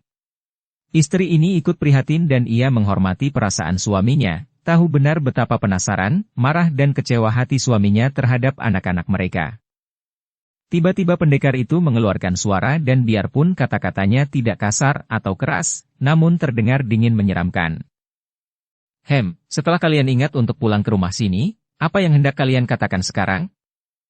Suma Hui dan Qiangbun tidak berani menjawab, tidak berani mengangkat muka karena mereka maklum bahwa ayah mereka itu benar-benar sedang marah sekali. Brak! Qianli menggebrak meja di depannya dan seluruh ruangan itu seperti tergetar. Kenapa kalian tidak menjawab? Apakah tuli dan bisu? Kalian pergi meninggalkan rumah tanpa pamit, orang tua kalian anggap sampah saja. Begitukah watak anak-anak yang berbakti kepada orang tua? Apalagi engkau, Huiji, engkau sebagai seorang anak perempuan sungguh tidak patut pergi meninggalkan rumah tanpa pamit. Kalian ini sungguh hanya dapat membuat susah hati orang tua saja. Begitukah kalian membalas budi orang tua, dengan cara merusak hati kami berdua? Begitukah? Suma Hui makin menunduk dan biarpun ia tidak mengeluarkan suara, namun kedua matanya menjadi basah oleh air mata. Hatinya seperti ditusuk-tusuk rasanya. Ia teringat akan nasib dirinya, akan aib yang menimpa dirinya, akan dendam sakit hatinya terhadap Qin Liong yang belum dapat dibalas. Ia telah pergi tanpa pamit karena hendak membalas dendam, mencari orang yang telah merusak kebahagiaan hidupnya. Kepergiannya sia-sia, tanpa hasil dan setelah pulang, dimaki-maki ayahnya sebagai anak Put Hao, tidak berbakti. Hampir semua orang tua mengharap agar anak mereka berbakti kepada mereka. Bahkan sejak kecil, anak-anak ditekankan dan diajar agar berbakti kepada orang tuanya. Berbakti adalah sikap yang timbul dengan sendirinya karena rasa sayang, dan perasaan sayang tidak mungkin dipelajari, tidak mungkin dilatih. Berbakti yang dilakukan karena latihan berarti merupakan suatu sikap yang dipaksakan dan sikap apapun kalau dipaksakan, berarti palsu. Sikap berbakti yang dipaksakan bukanlah kebaktian lagi namanya, melainkan penjilatan atau bermuka-muka. Berbakti, menghormati, menyayang, menaruh rasa iba, kesemuanya itu ada dengan sendirinya apabila terdapat rasa cinta kasih di dalam hati. Kalau ada cinta kasih di dalam hati seorang anak, maka tidak perlu lagi anak itu diajari untuk berbakti dan sebagainya. Sebaliknya, kalau batin si anak kosong dari cinta kasih, maka semua kebaktian yang dilakukannya itu hanyalah palsu belaka, mengandung pamrih dan sama dengan penjilatan. Orang tua yang mengharapkan anaknya berbakti atau membalas budi, bukanlah orang tua yang mencinta anaknya. Cintanya hanya cinta dagangan, dengan perhitungan untung rugi, memberi hutang dan menagih hutang berikut bunga-bunganya. Cintanya hanya berupa penanaman budi agar kelak dapat memetik buahnya. Cinta macam ini hanyalah cinta nafsu, yang berarti cinta kepada diri sendiri belaka, si anak hanya dijadikan jembatan untuk menikmati kesenangan dirinya sendiri. Karena itulah, maka cinta seperti ini baru dapat bertumbuh subur kalau si anak dapat menyenangkan hatinya, sebaliknya, begitu si anak tidak menyenangkan hatinya atau malah menyusahkan, cintanya menjadi kabur dan mungkin saja berubah menjadi kebencian. Dan untuk menjamin kesenangan yang hendak direguknya melalui diri si anak, orang tua tidak segan-segan untuk mempergunakan senjata berupa sebutan hau, kebaktian. Anak yang tidak menyenangkan hatinya disebut put hau, tidak berbakti atau durhaka, dan pada umumnya di Tiongkok orang-orang paling takut disebut put hau. Sebutan ini seperti semacam kutukan baginya. Hongcu menekankan pentingnya hau, kebaktian, ini. Akan tetapi pelajaran beliau itu ditujukan untuk orang-orang dalam kedudukannya sebagai anak. Sayangnya, orang-orang dalam kedudukan sebagai anak tidak begitu memperhatikan pelajaran itu, sebaliknya kalau sudah menjadi orang tua, hendak mempergunakan pelajaran itu sebagai senjata agar anak-anak mereka berbakti kepadanya. Berbakti yang tentu saja berarti menyenangkan hatinya. Kita manusia ini memang ingin enaknya saja, dalam segala bidang, bahkan dalam bidang kerohanian atau agama pun, kita mau yang enaknya saja untuk diri kita. Kalau di dalam batin orang tua dan anak terdapat cinta kasih, maka segala macam pelajaran tentang hau, tentang penghormatan, tentang kelakuan baik dan sebagainya itu tidak dibutuhkan lagi. Cinta kasih merupakan landasan mutlak bagi semua tindakan, semua sikap dan perbuatan apapun. Cinta kasih merupakan sinar terang yang akan membuat segala perbuatan menjadi bersih dan suci, tanpa pura-pura, tanpa pamrih demi kesenangan diri sendiri, tanpa harapan untuk dibalas. Suma Qianli adalah seorang pendekar besar, putra mendiang pendekar super sakti majikan Pulau Es. Namun, dia tetap hanya seorang manusia biasa dengan segala kelemahannya seperti juga kita dan kekeliruan dalam sikapnya terhadap anak-anaknya itu merupakan kekeliruan kita pada umumnya yang kita lakukan seperti dengan sendirinya dan tanpa disadari lagi. Akan tetapi kalau kita mau membuka mata mempelajari batin kita sendiri, mengamati sikap kita terhadap keluarga, terhadap istri, anak, orang tua, sahabat-sahabat, maka akan nampaklah dengan jelas segala kepalsuan yang terkandung di dalamnya. Hayo jawab, jangan diam saja. Suma Qianli membentak, kemarahannya makin berkobar karena kedua orang anaknya diam saja. Melihat ayah mereka marah, Suma Hui dan Chiang Bun tidak berani berkata apa-apa. Mereka berdua sudah merasa salah, maka apalagi yang hendak dikatakan? Akan tetapi, mereka pun penasaran karena biarpun bersalah, mereka sama sekali tidak berniat untuk menyusahkan hati orang tua mereka. Suma Hui pergi karena didorong oleh dendam sakit hatinya dan dia pergi untuk mencari musuh besarnya, sedangkan Suma Chiang Bun pergi karena selain hatinya sakit melihat betapa ayahnya telah mengangkat ahli waris ilmu silat keluarga mereka kepada orang lain juga ingin menyusul encinya. Mereka bersedia untuk ditegur dan dimarahi, akan tetapi mereka tidak mau minta ampun. Melihat kemarahan Suma Qianli, tiba-tiba Tek Chiang yang sejak tadi mendengarkan tanpa mengeluarkan suara, lalu turun dari tempat duduknya dan menjatuhkan dirinya berlutut menghadap suhunya. Suhu dan Subo, sudilah kiranya Suhu dan Subo mengampunkan Sumoy dan Sute, mengingat bahwa usia mereka masih amat muda. Tecu mohon agar Suhu dan Subo bersabar dan sudi mengampuni mereka. Suma Hui mengerutkan alisnya dan dengan sinar mata berapi ia memandang kepada pemuda itu, lalu terdengar ia membentak. Lou Suheng, siapa membutuhkan pembelaanmu? Aku tidak ingin dikasihani dan sungguh engkau lancang mencampuri urusan orang. Hui Ji. Suma Qianli bangkit dari tempat duduknya dan memandang kepada putrinya dengan mata bersinar-sinar. Tidak patut sekali sikapmu ini. Su Hengmu telah memperlihatkan sikap yang amat baik, mintakan ampun untukmu dan engkau malah berani mengeluarkan ucapan yang kasar itu. Sungguh tak mengenal budi. Pula, dia adalah Su Hengmu dan calon suamimu. Kalau tadi ketika dimarahi ayahnya Suma Hui diam saja, kini mendengar ucapan ayahnya itu tiba-tiba ia membantah dengan suara yang cukup lantang. Ayah, dia bukan calon suamiku. Suma Qianli terkejut juga mendengar bantahan yang lancang itu dan diam-diam Kim Hui Li tersenyum dalam hatinya. Itulah putrinya dan ia bangga melihat sikap putrinya. Wanita ini memang paling tidak suka melihat kelemahan karena ia sendiri adalah seorang wanita yang keras hati dan penuh keberanian, kagum melihat kegagahan. Akan tetapi Suma Qianli mengerutkan alisnya dan sejenak dia beradu pandang mata dengan putrinya. Bagus sekali. Apakah engkau sudah lupa akan janjimu sebelum engkau pergi? Engkau bilang bahwa engkau mau menjadi istri Tek Chiang kalau dia dapat mengalahkanmu dalam ilmu silat. Nah, apakah engkau sekarang hendak menjilat ludah kembali seperti seorang pengecut? Suma Qianli sengaja menyentuh hal ini karena dia memang sudah mengenal watak putrinya. Suma Hui, seperti juga Kim Hui Li, merupakan seorang gadis yang paling pantang dikatakan pengecut. Seorang wanita gagah seperti Suma Hui atau ibunya itu lebih baik mati daripada menjadi pengecut. Maka, mendengar ucapan ayahnya, Suma Hui meloncat bangun dari tempat duduknya dan memandang kepada Tek Chiang. Aku tidak akan mengingkari janjiku. Lo Tek Chiang, kalau engkau memang ada kepandaian, mari kau coba robohkan aku. Dara itu langsung menantang dengan suara geram. Dalam kemarahannya ia tidak menyebut Su Heng kepada pemuda itu melainkan langsung menyebut namanya begitu saja. Wajah Tek Chiang berubah merah akan tetapi dia masih pandai bersikap merendah. Ai, Sumai, mana aku berani? Ucapan seorang gagah takkan diingkarinya sendiri.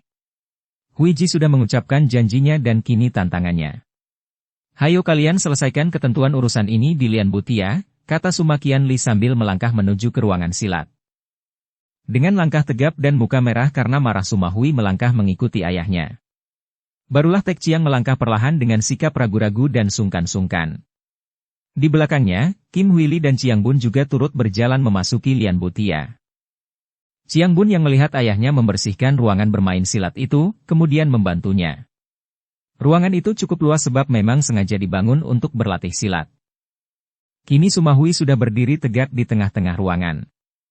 Setelah mengikatkan sabuknya lebih erat, Dara ini berdiri dengan dua kaki terpentang dan sikap menantang. Sebaliknya, Tek Chiang bersikap hati-hati dan ragu-ragu. Dia melepaskan jubah luarnya dan ternyata di sebelah dalamnya, dia sudah siap dengan pakaian ringkas sekali dan dalam pakaian itu dia nampak gagah dan tampan. Pemuda ini memang pandai sekali berdandan. Tentu saja diam-diam Chiang Bun mengharapkan encinya akan menang karena dia sendiri pun tidak setuju kalau encinya menjadi istri orang ini. Akan tetapi, Suma Qianli dan Kim Hui Li berpikir lain. Suami istri ini tahu bahwa selama 2 tahun menerima gemblengan, Tek Chiang telah memperoleh kemajuan pesat sekali. Anak itu memang berbakat dan cerdik sehingga ilmu-ilmu dari keluarga Pulau Es dapat diserapnya dan dapat dilatihnya dengan baik. Bahkan dia telah mempelajari 2 ilmu inti dari Pulau Es, yaitu Fiang Xinjiang dan Swat Im Xinjiang. Walaupun kedua ilmu ini belum dapat dikuasainya dengan baik dan dia masih kurang latihan, namun dia sudah mampu mempergunakannya dan tenaganya cukup hebat. Tentu saja suami istri pendekar ini sama sekali tidak pernah bermimpi bahwa selain menerima gemblengan ilmu dari Suma Qianli, diam-diam Tek Chiang juga menerima dan mempelajari ilmu-ilmu dari Jai Hua Xiao Oke. Suma Hui tidak mau membuang-buang banyak waktu lagi. Begitu melihat Tek Chiang melangkah masuk ke ruangan dan menghampirinya, ia lalu mengeluarkan bentakan nyaring.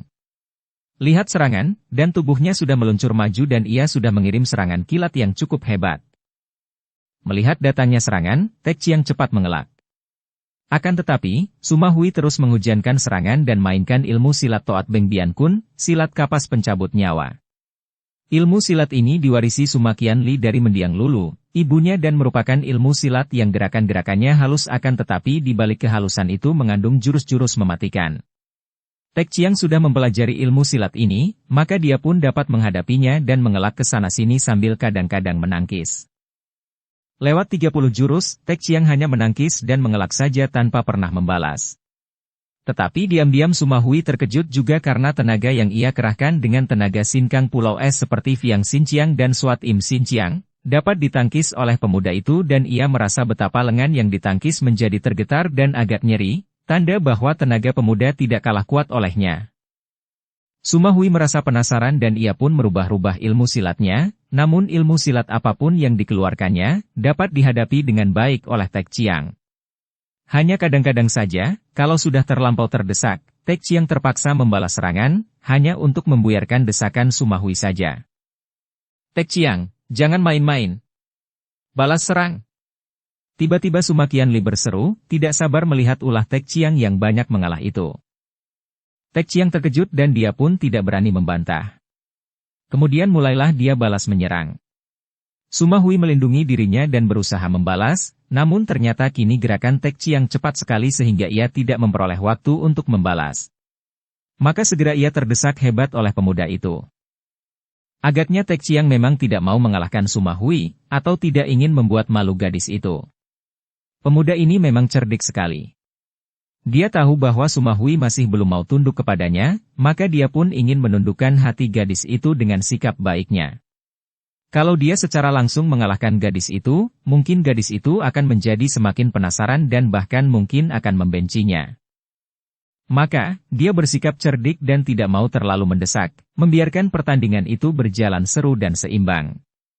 Padahal, kalau dia mau, tidak terlalu sukar baginya untuk mengalahkan Suma Hui karena selain telah mewarisi ilmu keluarga gadis ini, juga dia telah digembleng oleh gurunya yang lain, yaitu Jaihua Xiao Oke yang juga lihai sekali. Memang Tek Chiang sangat cerdik. Sikapnya yang banyak mengalah itu setidaknya telah membuat Suma Qianli semakin suka kepadanya. Bahkan seorang wanita yang amat cerdas seperti Kim Hui Li juga kena diakali dan kini wanita ini tidak lagi begitu tidak suka kepada Tek Chiang yang selalu bersikap baik, jujur dan halus. Apalagi menyaksikan pertandingan ini, diam-diam Kim Hui Li harus mengakui bahwa Tek Chiang benar-benar mengalah dan hal ini dianggapnya sebagai tanda cinta pemuda itu kepada Suma Hui. Chiang Bun sendiri menggigit bibir dan mengepal tinju. Dia maklum bahwa tingkat kepandaian Tek Chiang kini sudah amat hebat, lebih tinggi daripada tingkat kepandaian encinya dan dia dapat menduga bahwa tentu encinya akan kalah dan akan terpaksa menjadi istri Tek Chiang. Tetapi, tiba-tiba terjadi perubahan dalam perkelahian itu dan Kim Hui Li mengeluarkan seruan tertahan. Mendadak Suma Hui merubah gerakannya dan Tek Chiang nampak terkejut dan bingung, lalu berbalik terdesak. Kiranya kini gadis itu memainkan ilmu Cui Beng Pat Chiang, 8 pukulan pengejar roh. Ilmu ini adalah ilmu silat istimewa terdiri dari 8 jurus yang dimiliki Kim Hui Li dan telah diturunkan kepada puterinya. Tentu saja Tek Chiang belum pernah mempelajari ilmu ini dan tidak mengherankan kalau dia merasa bingung karena ilmu itu, biarpun hanya 8 jurus banyaknya, akan tetapi merupakan ilmu silat tinggi pilihan. Kim Hui Li memperoleh ilmu silat yang sakti itu dari mendiang Dewa Bongkok dari gurun pasir. Apalagi kini dimainkan oleh Suma Hui yang bersemangat penuh untuk merobohkan lawan. Tek Chiang segera terdesak mundur dan hampir terkena pukulan sampai dia terhuyung. Melihat betapa lihainya ilmu silat yang dimainkan Suma Hui, Tek Chiang tidak ingin kalah dan tiba-tiba dia pun menggerakkan tubuh lebih cepat lagi. Tangannya mencengkeram ke arah leher Suma Hui. Suma Qianli sendiri sampai mengerutkan alis. Jurus apa yang dimainkan muridnya itu? Demikian keji dan tak tahu malu kalau dipergunakan menyerang lawan wanita. Tangan kanan Tek Chiang mencengkeram ke arah leher sedangkan tangan kirinya mencengkeram ke arah dada. Juga Kim Hui Li terkejut dan heran. Akan tetapi, Tek Chiang yang tadi tanpa disadarinya memainkan jurus dari ilmu silat yang dipelajarinya dari Jaihua Xiao Oke, segera tersadar ketika Suma Hui mengeluarkan seruan kaget. Betapa bodohnya dia, pikirnya dan cepat dia merubah gerakannya, kini menggunakan jurus dari ilmu silat Hong In Bun Huat melanjutkan cengkeramannya menjadi totokan dan tangan kanan yang tadi mencengkeram ke arah leher digerakkan ke atas dan tahu-tahu tusuk konde Suma Hui telah dapat dicabutnya. Hiat! Suma Hui marah sekali dan menendang. Tetapi sekali ini Tek Chiang memperlihatkan kelihayannya. Dia tidak mengelak ke belakang menghadapi tendangan itu, sebaliknya dia malah maju dan memiringkan tubuh, tusuk kondenya dipakai menotok atau menusuk ke arah lutut yang menendang. Melihat ini, Suma Hui menahan tendangannya dan inilah yang dikehendaki Tek Chiang karena secepat kilat tangan kirinya menyambar ke depan dan sepatu kaki yang menendang itu pun copot, terampas oleh tangan kiri Tek Chiang. Suma Hui terbelalak dan menubruk ke depan, tangan kirinya dikepal menghantam dada lawan. Tek Chiang yang sudah berhasil merampas tusuk konde dan sepatu, yang berarti menang mutlak, menyambut pukulan ke dadanya itu sambil tersenyum. Dia sama sekali tidak mengelak atau menangkis. Duh! Tubuh Tek Chiang terjengkang. Ketika dia bangkit kembali, bibirnya berdarah. Agaknya, biarpun dia telah menggunakan sinkang untuk menahan pukulan itu, tetap saja getaran pukulan membuat dia menderita sedikit luka di dalam tubuhnya. Akan tetapi dia tetap tersenyum dan menghampiri Suma Hui sambil berkata, "Engkau semakin lihai saja, Sumai. Maafkan aku." Dan dia menyerahkan kembali sepatu dan tusuk konde. Suma Hui menerimanya dengan renggutan, lalu mengenakan sepatunya. "Huiji, apakah engkau masih tidak mau mengaku kalah?" Suma Qianli menegur puterinya. Suma Hui bukan anak kecil, bukan pula bodoh. Sepatu dan tusuk kondenya terampas lawan, itu berarti kalah mutlak. Ia pun tahu bahwa pukulannya yang mengenai dada Tek Chiang tadi adalah pukulan yang sengaja diterima pemuda itu untuk memberi muka kepadanya. "Sudahlah, aku mengaku kalah," katanya dengan suara lirih. "Dan engkau tidak mengingkari janji, mau berjodoh dengannya?" ayahnya mendesak. "Terserah kepada ayah sajalah, aku hanya mentaati ayah." Setelah berkata demikian, tanpa menoleh kepada Tek Chiang, Suma Hui kemudian lari meninggalkan ruangan itu, langsung masuk ke kamarnya dan membanting tubuhnya di atas pembaringannya lalu menangis terisak-isak, menutupi muka dengan bantal untuk menyembunyikan tangisnya. "Enci!" Suara halus Chiang Bun dan sentuhan lembut pada pundaknya membuat Suma Hui semakin terharu dan tangisnya semakin mengguguk. Chiang Bun duduk dengan muka pucat dan alis berkerut, membiarkan encinya menangis sepuasnya. Setelah encinya dapat menenangkan hatinya, dia pun berbisik. "Enci Hui, kalau engkau tidak suka menjadi jodohnya, jangan memaksa diri. Tolak saja, jangan mau." Chiang Bun berkata dengan penasaran dan merasa kasihan sekali kepada encinya. Suma Hui bangkit duduk dan menarik napas panjang. Setelah isaknya terhenti dan ia dapat menguasai kembali hatinya, ia berkata, "Adikku, sekali ini tidak mungkin aku mengelak. Mau tidak mau aku harus mentaati perintah ayah dan rela menjadi istri Lou Tek Chiang." Mengapa begitu, Enci? Apakah alasanmu?"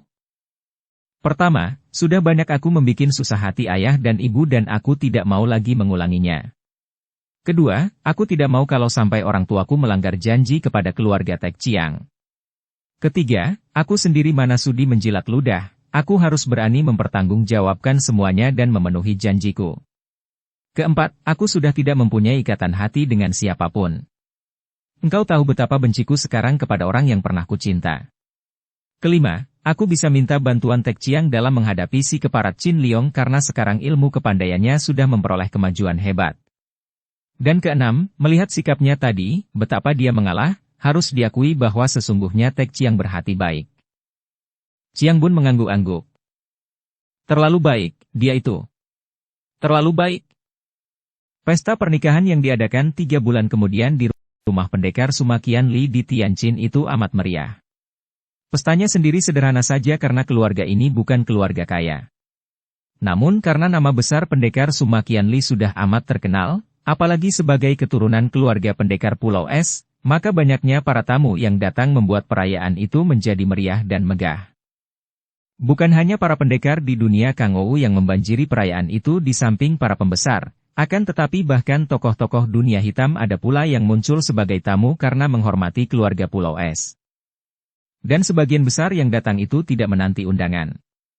Orang Kangou yang mendengar bahwa keluarga Suma mempunyai kerja, merasa tertarik dan datang begitu saja sebagai tamu tak diundang. Akan tetapi, Suma Qianli sekeluarga menerima kedatangan semua tamu tanpa pandang bulu, menyambut mereka dengan sikap hormat tanpa membeda-bedakan. Perayaan itu menjadi amat meriah karena kesempatan itu dipergunakan oleh para pendekar Pulau Es untuk berkumpul. Bertemulah semua keluarga mendiang pendekar super sakti di rumah Suma Qianli di Tianjin dan tentu saja pertemuan keluarga ini mendatangkan suasana gembira dan juga terharu. Mereka bergembira karena dapat memperoleh kesempatan saling bertemu dan berkumpul sekeluarga besar, dan mereka terharu karena mereka bersama kehilangan orang tua yang mereka hormati dan sayang, yaitu pendekar super sakti dan kedua orang istrinya yang tewas di Pulau Es. Hanya disaksikan oleh 3 orang cucu pendekar super sakti, yaitu Suma Hui yang kini menikah, Suma Qiangbun dan Suma Chengliong yang pada kesempatan itu belum juga pulang. Dukung channel Novel Silat dengan subscribe, follow, like, komen dan share. Kakak kandung Suma Qianbu, yaitu satu-satunya putri pendekar super sakti yang bernama Milana, tidak dapat datang. Putri Milana dan suaminya kini telah menjauhi keramaian dunia dan bertapa di puncak Bengsan yang bernama Puncak Telaga Warna. Akan tetapi suami istri yang tidak lagi mau berurusan dengan keramaian dunia ini telah diwakili oleh putra kembar mereka, yaitu Gak Jit Kong dan Gak Guat Kong. Seperti telah diceritakan dalam kisah Suling Emas dan Naga Siluman, pendekar sakti Gak Bun Beng dan istrinya, Putri Milana, hanya mempunyai sepasang anak kembar itu. Pada waktu mereka berdua datang berkunjung ke dalam pesta pernikahan Suma Hui, usia mereka sudah kurang lebih 30 tahun, akan tetapi keduanya masih belum menikah. Agaknya ada keistimewaan pada sepasang pendekar kembar ini, yaitu mereka agaknya tidak rela kalau saudaranya menikah dengan wanita lain. Padahal, agaknya sukar dilaksanakan kalau mereka harus menikah hanya seorang istri saja. Persoalan sepasang pendekar kembar inilah yang membuat suami istri Gak Bun Beng menjadi kecewa dan mereka lebih banyak mengasingkan diri di puncak Gunung Telaga Warna. Adapun 2 orang pendekar kembar itu sendiri pun agaknya sudah putus asa untuk mendapatkan jodoh yang cocok. Suma Qianbu dan istrinya juga hadir.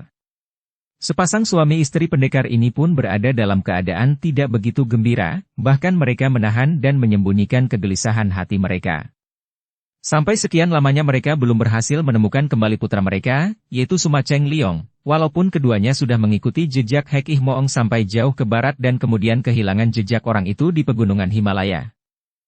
Suma Qianbu dan istrinya tentu saja merasa heran melihat bahwa Suma Hui menikah dengan seorang pemuda yang menjadi murid Qian Li, padahal mereka pernah melihat hubungan asmara antara Suma Hui dengan Cao Chin Liong yang masih terhitung keponakan sendiri dari Suma Hui.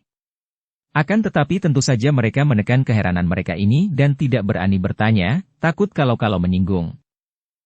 Keluarga Cao Kok Cu tidak muncul. Tentu saja mereka yang juga mendengar tentang pernikahan itu merasa canggung dan tidak enak untuk muncul setelah pinangan mereka terhadap diri Suma Hui ditolak, bahkan setelah terjadi keributan dengan adanya tuduhan bahwa putra mereka, Cao Chin Liong, telah memperkosa Suma Hui. Sejak itu, ada ganjalan mendalam di antara kedua keluarga ini dan bagaimanapun juga, tidak mungkin Cao Kok Cu dan istrinya berani datang berkunjung sebagai tamu. Di antara para tokoh pendekar yang kenamaan, yang hadir dalam perayaan pernikahan itu, nampak pula seorang pendekar tua yang gagah perkasa. Wajahnya tampan, sikapnya ramah dan simpatik dan semua orang yang berada di situ memandang ketika rombongan tamu ini datang memasuki ruangan. Dia adalah Butai Hiap, seorang pendekar kenamaan berusia 58 tahun, namun masih nampak gagah, diiringkan 3 orang wanita cantik yang usianya kurang lebih 50 tahun. 3 orang wanita cantik ini adalah istri-istrinya dan pendekar bernama Bu Sengkin itu memang terkenal sebagai seorang pria romantis yang semenjak muda dicinta banyak wanita dan bahkan mempunyai istri di mana-mana. 3 orang istrinya itu pun bukan wanita sembarangan. Yang tertua, berusia 51 tahun, adalah seorang putri peranakan Nepal yang pernah menjadi panglima Nepal. Ilmu silat dan ilmu perangnya cukup hebat dan namanya terkenal sebagai Putri Nandini. Yang kedua, berusia 48 tahun, masih nampak cantik manis, adalah seorang wanita berpakaian niko akan tetapi memelihara rambut dan ia pun menjadi istri pendekar petualang asmara itu, bernama Gacui Bie. Yang ketiga, mungkin yang paling lihai di antara 3 orang istri itu, juga termuda, 2-3 tahun lebih muda daripada niko itu, adalah seorang wanita cantik genit bernama Tan Chun Chiu yang berjuluk Cui Beng Xian Li, Dewi Pencabut Nyawa. Dia sendiri seorang pendekar yang memiliki ilmu silat amat tinggi, jarang dapat ditemukan tandingan, masih ada 3 orang istrinya yang kesemuanya lihai-lihai selalu berada di sampingnya. Tentu saja jarang ada pihak yang berani mengganggu keluarga jagoan ini. Masih banyak sekali tamu yang terdiri dari orang-orang kenamaan. Bahkan Kaisar Qian Liong sendiri mengirim utusan pribadi dan mengirim sumbangan, suatu kehormatan yang besar sekali. Maka, suasana pesta pernikahan itu menjadi meriah, megah dan gembira sekali. Suma Qianli dan istrinya sibuk menyambut dan melayani para tamu, menerima ucapan-ucapan selamat dan mereka merasa gembira bukan main. Tak mereka sangka bahwa pernikahan putri mereka yang diawali dengan hal-hal amat menggelisahkan itu kini dapat berlangsung dengan lancar. Suma Hui sendiri pun tidak banyak rewel, dan memang gadis ini benar-benar telah menyerahkan kesemuanya kepada ayahnya tanpa membantah. Agaknya sudah bulat tekadnya yang bertujuan satu, yaitu mengajak suaminya untuk membantunya membalas dendam dan membunuh Kao Qin Leong kelak. Untuk itu ia siap mengorbankan diri dan hati dan akan menerima nasib menjadi istri Lou Tekqiang. Baginya toh sama saja menjadi istri siapapun, hanya pada diri Lou Tekqiang ia dapat mengharapkan bantuan menghadapi Qin Leong. Dan bagaimanapun juga, Tekqiang adalah suhengnya sendiri dan sudah dipercaya oleh ayahnya. Ia boleh salah pilih, akan tetapi agaknya ayahnya cukup teliti sehingga tidak akan salah memilihkan suami untuknya. Dengan pikiran ini, Suma Hui dapat melaksanakan segala upacara pernikahan itu dengan tenang dan diam saja. Tidak nampak senyum di wajahnya, juga tidak nampak duka. Ia hanya menunduk dan menutup semua panca indera terhadap hal lain, dan mengikuti upacara secara membuta saja. Kiranya hanya Qiang Bun seorang yang dapat menyelami hati encinya. Pemuda yang halus perasaan ini mengerti sepenuhnya bahwa encinya itu bagaimanapun juga masih mencinta Qin Leong dan bahwa encinya melaksanakan pernikahan itu dengan memaksakan diri. Dia dapat membayangkan betapa hancur hati encinya dan diam-diam dia pun merasa menyesal dan berjanji dalam hatinya untuk kelak menegur dan membalas dendam kepada Qin Leong yang dianggapnya tidak bertanggung jawab dan telah menghancurkan kebahagiaan hidup encinya. Perayaan pernikahan itu berjalan lancar sampai selesai.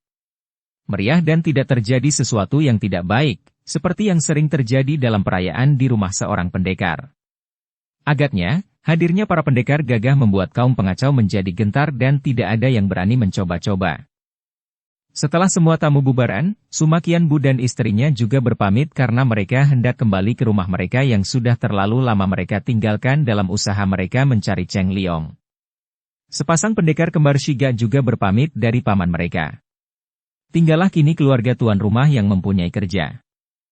Seperti biasa pada semua keluarga yang mempunyai kerja, di waktu pesta terlaksana tidak terasa apa-apa, akan tetapi begitu pesta selesai, terasalah betapa lelahnya badan.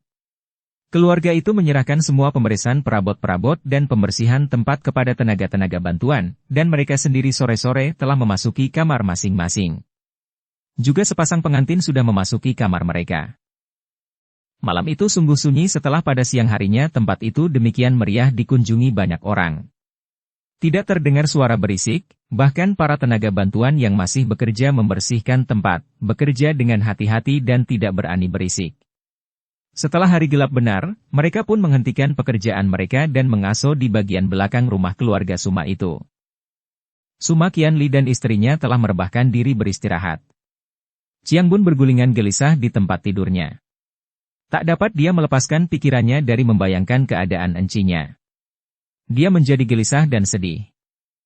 Sementara itu, di dalam kamar pengantin sendiri, sepasang pengantin sudah bertukar pakaian. Suma Hui duduk termenung di atas kursi. Kamar yang terhias amat indah itu, dengan bau semerbak harum kamar pengantin, seperti tidak dirasakannya. Ia merasa seperti ada kelumpuhan di dalam batinnya, dan kadang-kadang ia tersentak kaget dan memejamkan mata membayangkan orang yang juga berada di kamar ini, yang kini menjadi suaminya dan yang harus dilayaninya. Ngeri ia membayangkan semua itu, akan tetapi ia maklum bahwa bagaimanapun juga, ia harus taat. Tekqiang sendiri nampak gugup dan canggung. Pengantin pria ini pun sudah berganti pakaian yang longgar, pakaian dari sutra biru yang membuat dia nampak tampan. Pada saat Tekqiang menghampirinya dan menyentuh pundaknya, Suma Hui merasa tubuhnya seperti dimasuki ratusan ekor semut yang membuatnya gemetar dan bulu tengkuknya meremang. Mengerikan, pikirnya. Tapi dia adalah seorang wanita pendekar, seorang gagah yang tidak akan mengingkari janji. Apapun yang terjadi, dia sudah menyerah dan ia harus mempertanggungjawabkan semua itu. Hui Moi. Hui Moi, terdengar suara Tekqiang, suara yang kedengaran aneh bagi telinga Suma Hui. Biasanya, kalau memanggilnya Sumoy dan kalau bicara kepadanya, di dalam suara Tekqiang mengandung suara halus merayu dan juga perendahan diri. Kini, suara itu selain mengandung rayuan juga kekuasaan. Maka aneh kedengarannya. Namun ia menoleh dan menjawab lirih. Ada apakah? Tentu saja jawaban ini membuat Tek Chiang menjadi agak gugup. Dia bukan orang yang tidak biasa berdekatan dengan wanita-wanita. Banyak sudah dia mendekati wanita dan berhubungan dengan wanita, yang dilakukan secara diam-diam selama ini. Akan tetapi, dia harus mengakui bahwa berdekatan dengan Suma Hui ini lain lagi. Ada sesuatu yang membuatnya merasa agak gentar. Tadi, panggilannya sudah jelas maknanya, panggilan seorang suami untuk istrinya, seorang pengantin pria kepada mempelainya, yang bernada rayuan, tuntutan ataupun pembuka jalan.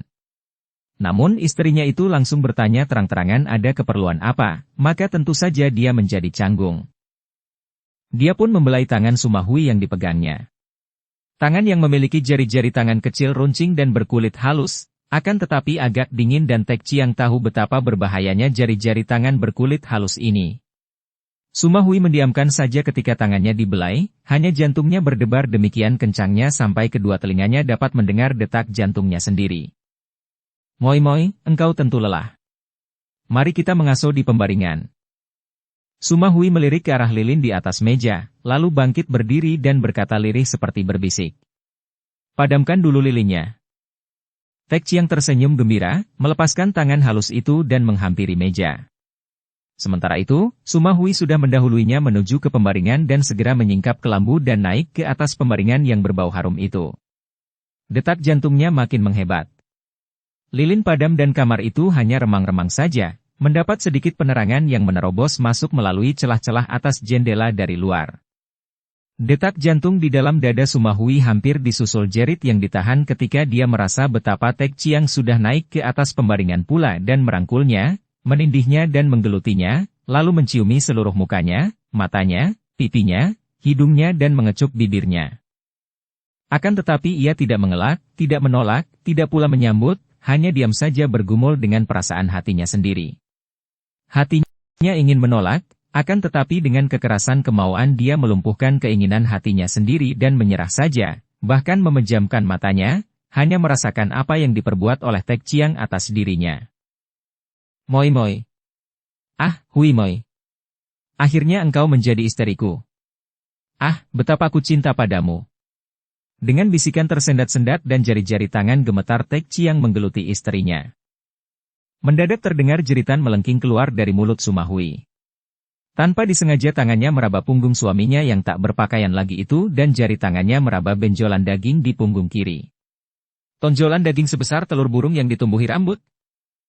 Engkau. Dan ia pun menghantamkan tangannya ke arah kepala suaminya. Tek Chiang kaget setengah mati.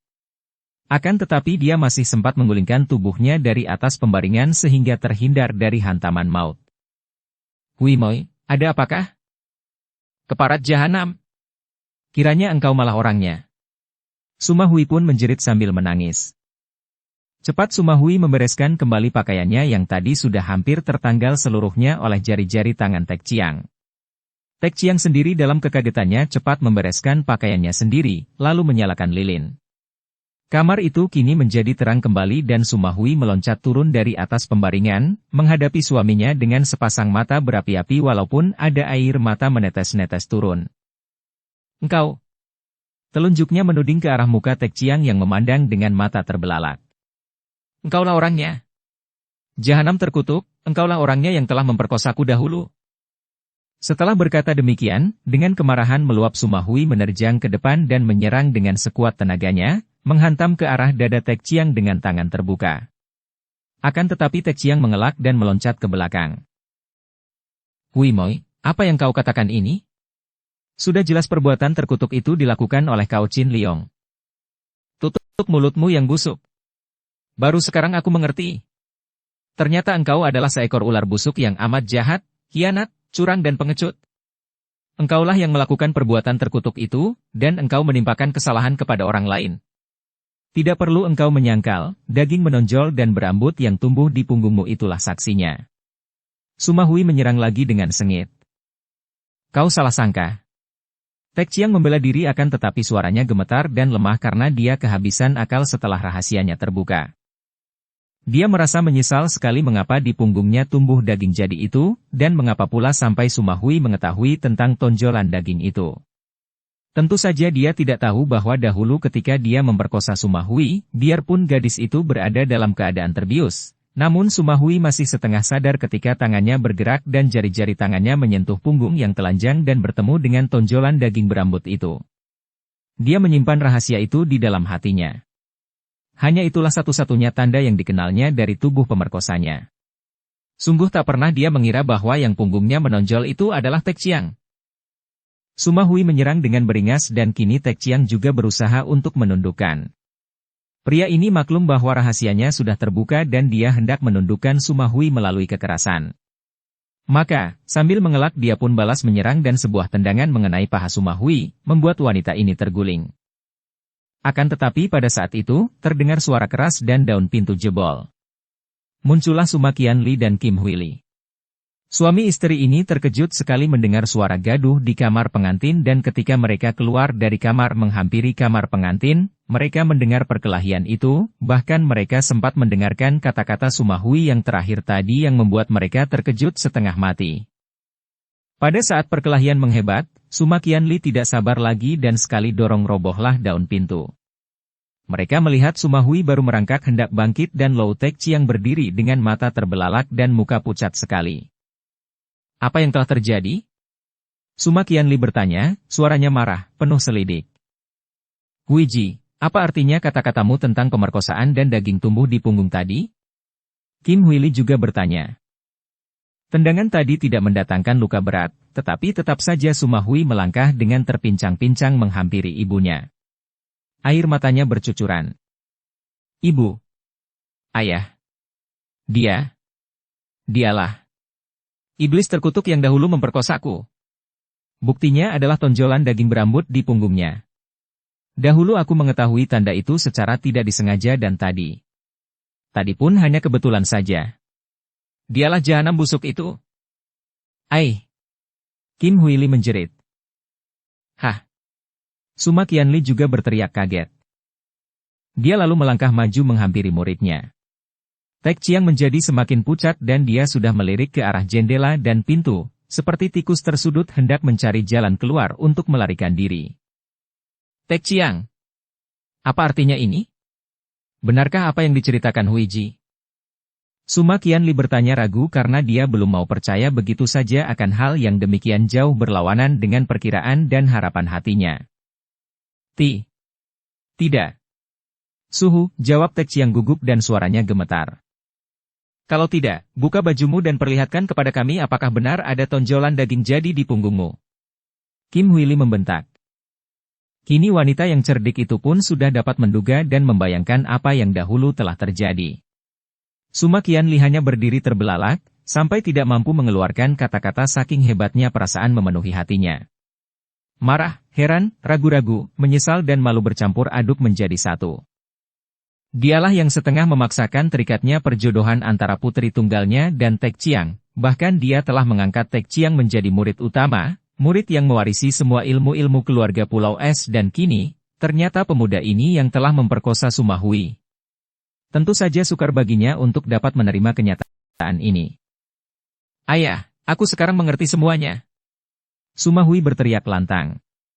Ayahnya tewas karena bersama penjahat bayaran bermaksud membunuh Qin Liong. Penyerangan itu tentu dilakukan oleh karena mereka hendak menyingkirkan Qin Liong yang dianggap menghalangi niat mereka untuk menarik kita sebagai keluarga. Keparat ini mendendam kepada Qin Liong atas kematian ayahnya maka dia merencanakan perbuatan terkutuk itu dengan mempergunakan nama Qin Liong untuk memfitnah. Qin Liong kita musuhi sedangkan dia sendiri, si keparat busuk ini, tampil sebagai pahlawan yang membela nama baik keluarga kita. Dia memperoleh keuntungan ganda. Dapat membalas dendam kepada Qin Liong dengan fitnah itu, dapat menguasai diriku, dan dapat mewarisi ilmu keturunan keluarga kita, ayah. Lou Tek Chiang. Cepat jawablah dan coba sangkal semua itu dengan penjelasan yang tepat kalau memang engkau bukan seorang iblis terkutuk seperti yang digambarkan oleh Huiji. Suma Qianli membentak dan mukanya berubah merah sekali. Suhu, Tecu. Tek Chiang berkata gagap karena memang apa yang dikatakan Sumahui itu semua tepat sekali, menelanjangi seluruh perbuatannya sehingga dia tidak dapat menyangkal lagi. Tiba-tiba dari luar terdengar suara ketawa seorang laki-laki. Hahaha, Tek Chiang, apakah engkau bukan laki-laki lagi yang tidak berani menghadapi semua ini?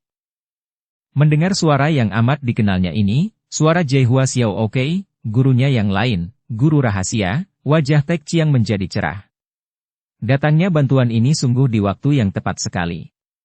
Dia mengangkat dadanya dan berkata, Suhu, semua itu benar dan setelah sekarang aku menjadi suami Hui Moi.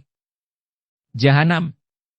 Suma Qianli sudah menubruk maju dan langsung melakukan pukulan maut dengan tenaga Fiang Xinjiang. Angin keras yang amat panas menyambar ke depan. Tek Chiang tentu saja mengenal pukulan ini dan tahu betapa hebat dan berbahayanya serangan gurunya. Akan tetapi karena hatinya sudah menjadi besar dengan datangnya Jaihua Xiao Oke, dia pun mengerahkan tenaganya. Sambil mengelak dia menangkis, mengerahkan tenaga sambil membungkukkan tubuhnya. Ketika lengannya menangkis, terdengar suara aneh seperti suara katak dari perutnya. Des! Tubuh Tek Chiang terhuyung. Akan tetapi dengan menggulingkan tubuhnya, dia dapat meloncat bangkit kembali. Suma Qianli terbelalak. Tenaga tangkisan itu tadi cukup kuat dan bukan dari ilmu keluarganya, melainkan ilmu aneh yang mirip ilmu Hao Amokang atau ilmu katak buduk. Memang dugaannya benar. Ketika menangkis tadi, Tek Chiang mempergunakan ilmu yang dipelajarinya dari Jaihua Xiao Oke, untuk menyatakan bahwa mulai saat itu dia adalah lawan keluarga Suma. Pula kalau dia mengeluarkan Fiang Xinjiang pula, jelas dia kalah kuat oleh gurunya. Kim Huili dan Suma Hui sudah menerjang maju pula, akan tetapi pada saat itu, terdengar seruan dari luar. Tek Chiang, keluarlah! Tek Chiang menggerakkan tangan, melemparkan sesuatu ke tengah kamar itu. Segera terdengar bunyi ledakan keras dan asap memenuhi kamar. Awas asap beracun! Teriak Suma Qianli untuk memperingatkan anak istrinya dan dia sendiri cepat melompat ke arah jendela dari mana tadi dia melihat tubuh Tek Chiang berkelebat keluar. Setibanya di luar, dia melihat pemuda itu telah meloncat ke atas genteng dan di atas wungan telah berdiri seorang laki-laki yang berusia 50 tahun lebih, berpakaian indah pesolek dan wajahnya ganteng. Iblis busuk, jangan lari! Suma Qianli yang kini merasa marah bukan main itu kembali menyerang Tek Chiang.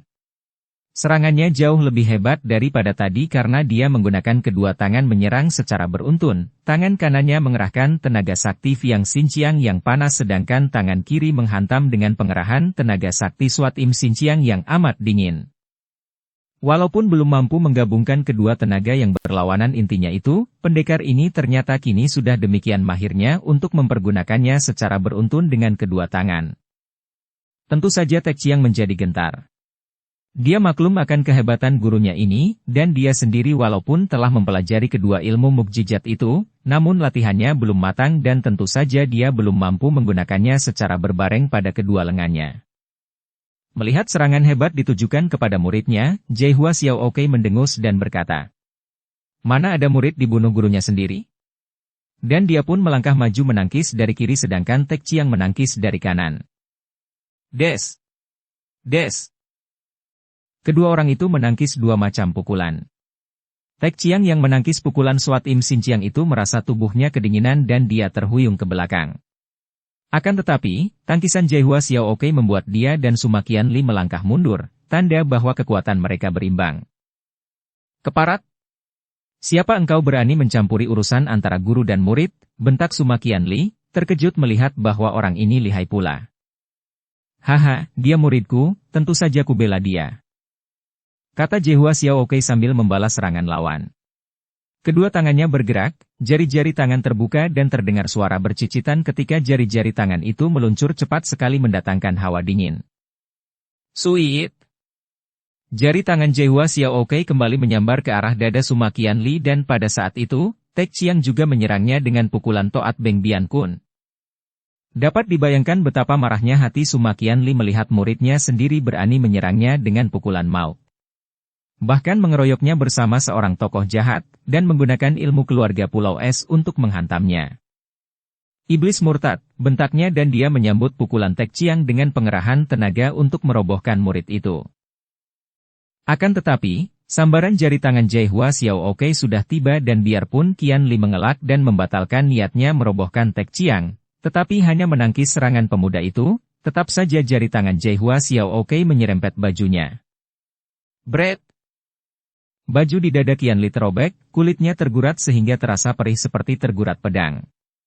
Dia terkejut dan maklum bahwa itu adalah ilmu yang disebut Kiamchi, jari pedang, yang amat lihai.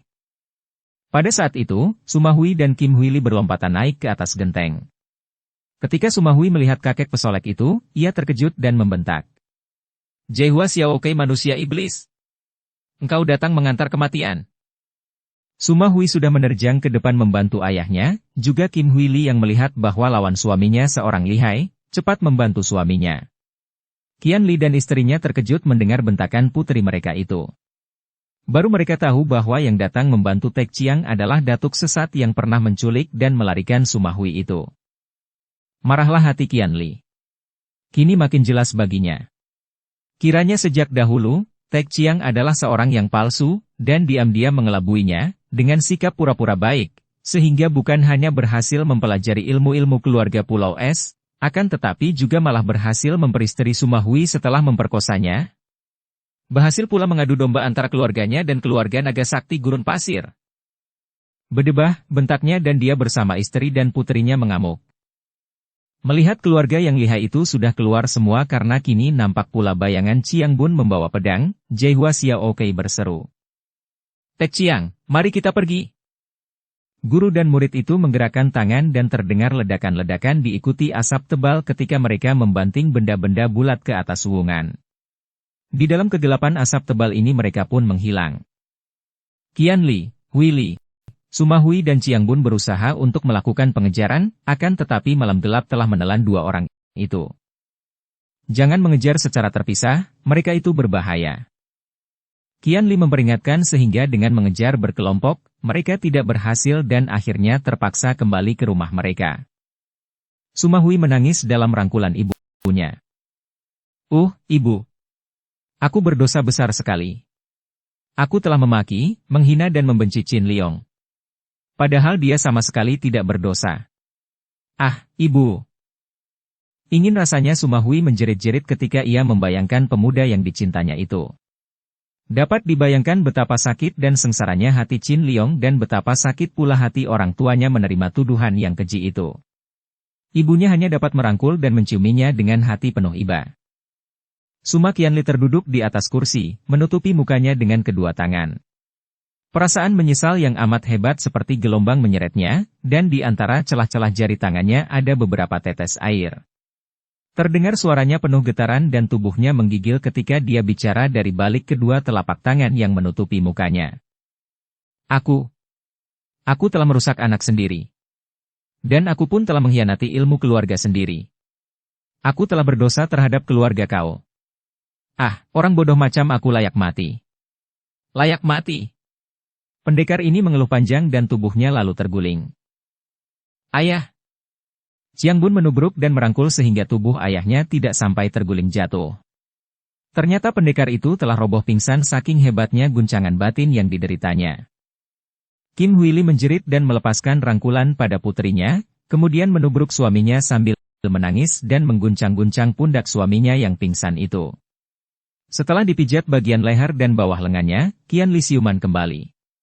Melihat dia rebah di pembaringan ditangisi oleh istrinya dan kedua orang anaknya, pendekar ini sadar lalu bangkit duduk. Dia memandang kepada Sumahui yang berlutut di depan pembaringannya sambil menangis. Melihat putrinya ini, tak dapat lagi Suma Qianli menahan hatinya. Huiji. Dia menubruk dan merangkul, mendekap kepala putrinya itu, air matanya bercucuran. Huiji, kau maafkan aku. Ayah. Ayah. Sumahui juga hanya dapat menangis terseduh-seduh di dada ayahnya. Suasana sungguh amat mengharukan ketika 4 orang anggota keluarga itu membiarkan diri mereka tenggelam dalam kedukaan, dalam penyesalan yang amat mendalam. Akan tetapi Kim Huili yang pada dasarnya memiliki watak keras itu dapat lebih dahulu menguasai dirinya dan ia pun berkatalah. Sudahlah, apa gunanya penyesalan yang berlarut-larut ini? Lebih baik kita melihat apa yang dapat kita lakukan untuk memperbaiki semua kesalahan. Ayah, yakinkah ayah sekarang bahwa Qin Liong tidak berdosa? Dengan halus akan tetapi suaranya membayangkan kesedihan Sumahui bertanya. Suma Qianli mengangguk dan pendekar itu tiba-tiba saja nampak jauh lebih tua daripada biasanya. Aku pernah melupakan bahwa dia adalah keturunan naga sakti gurun pasir. Dan ayah. Ayah masih berkeberatan terhadap hubungan antara kami, tanya pula Sumahui. Suma Qianli menarik napas panjang. Aku bersalah. Tadinya memang kuanggap tidak baik melakukan ikatan jodoh antara keluarga sendiri. Aku lupa bahwa urusan jodoh adalah urusan yang mutlak menyangkut diri kedua orang itu sendiri. Akan tetapi aku telah menggagalkan segalanya, aku telah merusak kebahagiaanmu, Huiji. Disesalkan pun tiada gunanya lagi. Sumahui menyusut air matanya. Aku tidak patut lagi mendekatinya. Hidupku hanya untuk dua tujuan kini. Pertama, menemui Qin Liong dan minta agar dia sudi mengampuni dosaku, dan kedua, aku belum mau mati sebelum dapat membunuh si jahanam Lou Tek Chiang. Aku sendiri yang akan menanganinya, kata Suma Qianli penuh geram. Tidak, ayah. Harus aku sendiri yang membunuh jahanam itu, kata pula Sumahui. Dan aku akan membantumu, Enci Hui, kata Chiang Bun yang juga ikut merasa dendam. Suma Qianli mengangguk. Kita semua akan maju karena jahanam itu berkawan dengan tokoh-tokoh sesat yang pandai. Akan tetapi, kepandaian kalian masih belum cukup untuk menandinginya, maka mulai sekarang, biar kuajari semua ketinggalan, akan kucurahkan seluruh waktu dan perhatianku untuk mewariskan semua ilmu keluarga kita kepada kalian. Demikianlah, peristiwa hebat yang mengguncang keluarga pendekar ini bahkan membuat ayah dan anak menjadi akrab, dan mulai hari itu, Sumahui dan Chiang Bun digembleng oleh ayah mereka secara tekun dan keras. Suma Qianli yang merasa bersalah kepada dua orang anaknya karena dia telah mengambil murid dan ahli waris dari luar yang ternyata seorang penjahat itu, sekarang hendak menebus kesalahannya dengan menguras semua kepandaiannya untuk diwariskan kepada mereka. Sebaliknya, Sumahui dan Chiang Bun yang bertekad untuk menandingi Tek Chiang, berlatih dengan sungguh-sungguh sehingga dalam waktu 2 tahun lebih mereka sama sekali tidak pernah meninggalkan rumah dan tempat latihan. Segala macam peristiwa yang terjadi dan menimpa diri kita adalah kenyataan-kenyataan yang tak dapat dirubah lagi dan kesemuanya itu tentu mengandung sebab. Sebab-sebab itu pun tidak akan jauh daripada diri kita sendiri, dan sumber segala peristiwa yang menimpa diri kita berada di dalam diri kita sendiri. Menyesalkan peristiwa yang terjadi sungguh tidak ada gunanya sama sekali, karena penyesalan itu hanya akan mendatangkan duka dan karenanya pikiran bahkan menjadi keruh dan tidak dapat bekerja dengan baik. Lebih baik kita membuka mata melihat kenyataan itu, karena semua peristiwa yang terjadi adalah suatu kenyataan, suatu fakta. Pengamatan yang mendalam dan terbuka terhadap suatu peristiwa akan membuka mata kita, membuat kita waspada dan di dalam setiap peristiwa terkandung pelajaran kehidupan yang amat berharga. Hujan yang jatuh tak mungkin ditahan dan diminta untuk terbang ke atas lagi. Hujan turun merupakan satu di antara peristiwa-peristiwa yang terjadi, suatu kenyataan yang wajar, tidak baik tidak buruk. Tidak ada manfaatnya sama sekali kalau kita bermurung atau marah-marah oleh turunnya hujan karena kita merasa dirugikan. Juga berbahaya kalau sebaliknya kita bersenang-senang melampaui batas karena kita merasa diuntungkan oleh turunnya hujan itu karena segala macam kesenangan setiap saat bisa saja berubah menjadi kedukaan. Para petani yang merasa diuntungkan oleh turunnya hujan tidak akan bersenang hati saja, melainkan waspada menjaga agar jangan sampai air hujan itu terlalu membanjiri sawahnya sehingga bahkan merusak padinya. Anak-anak yang bergembira dan bermain dalam hujan pun harus diamati dengan waspada. Jangan sampai mereka menjadi kedinginan bahkan sebaliknya lalu menjadi sakit. Bersambung ke bab 13. Dukung kami dengan subscribe, follow, like, komen dan share. Terima kasih.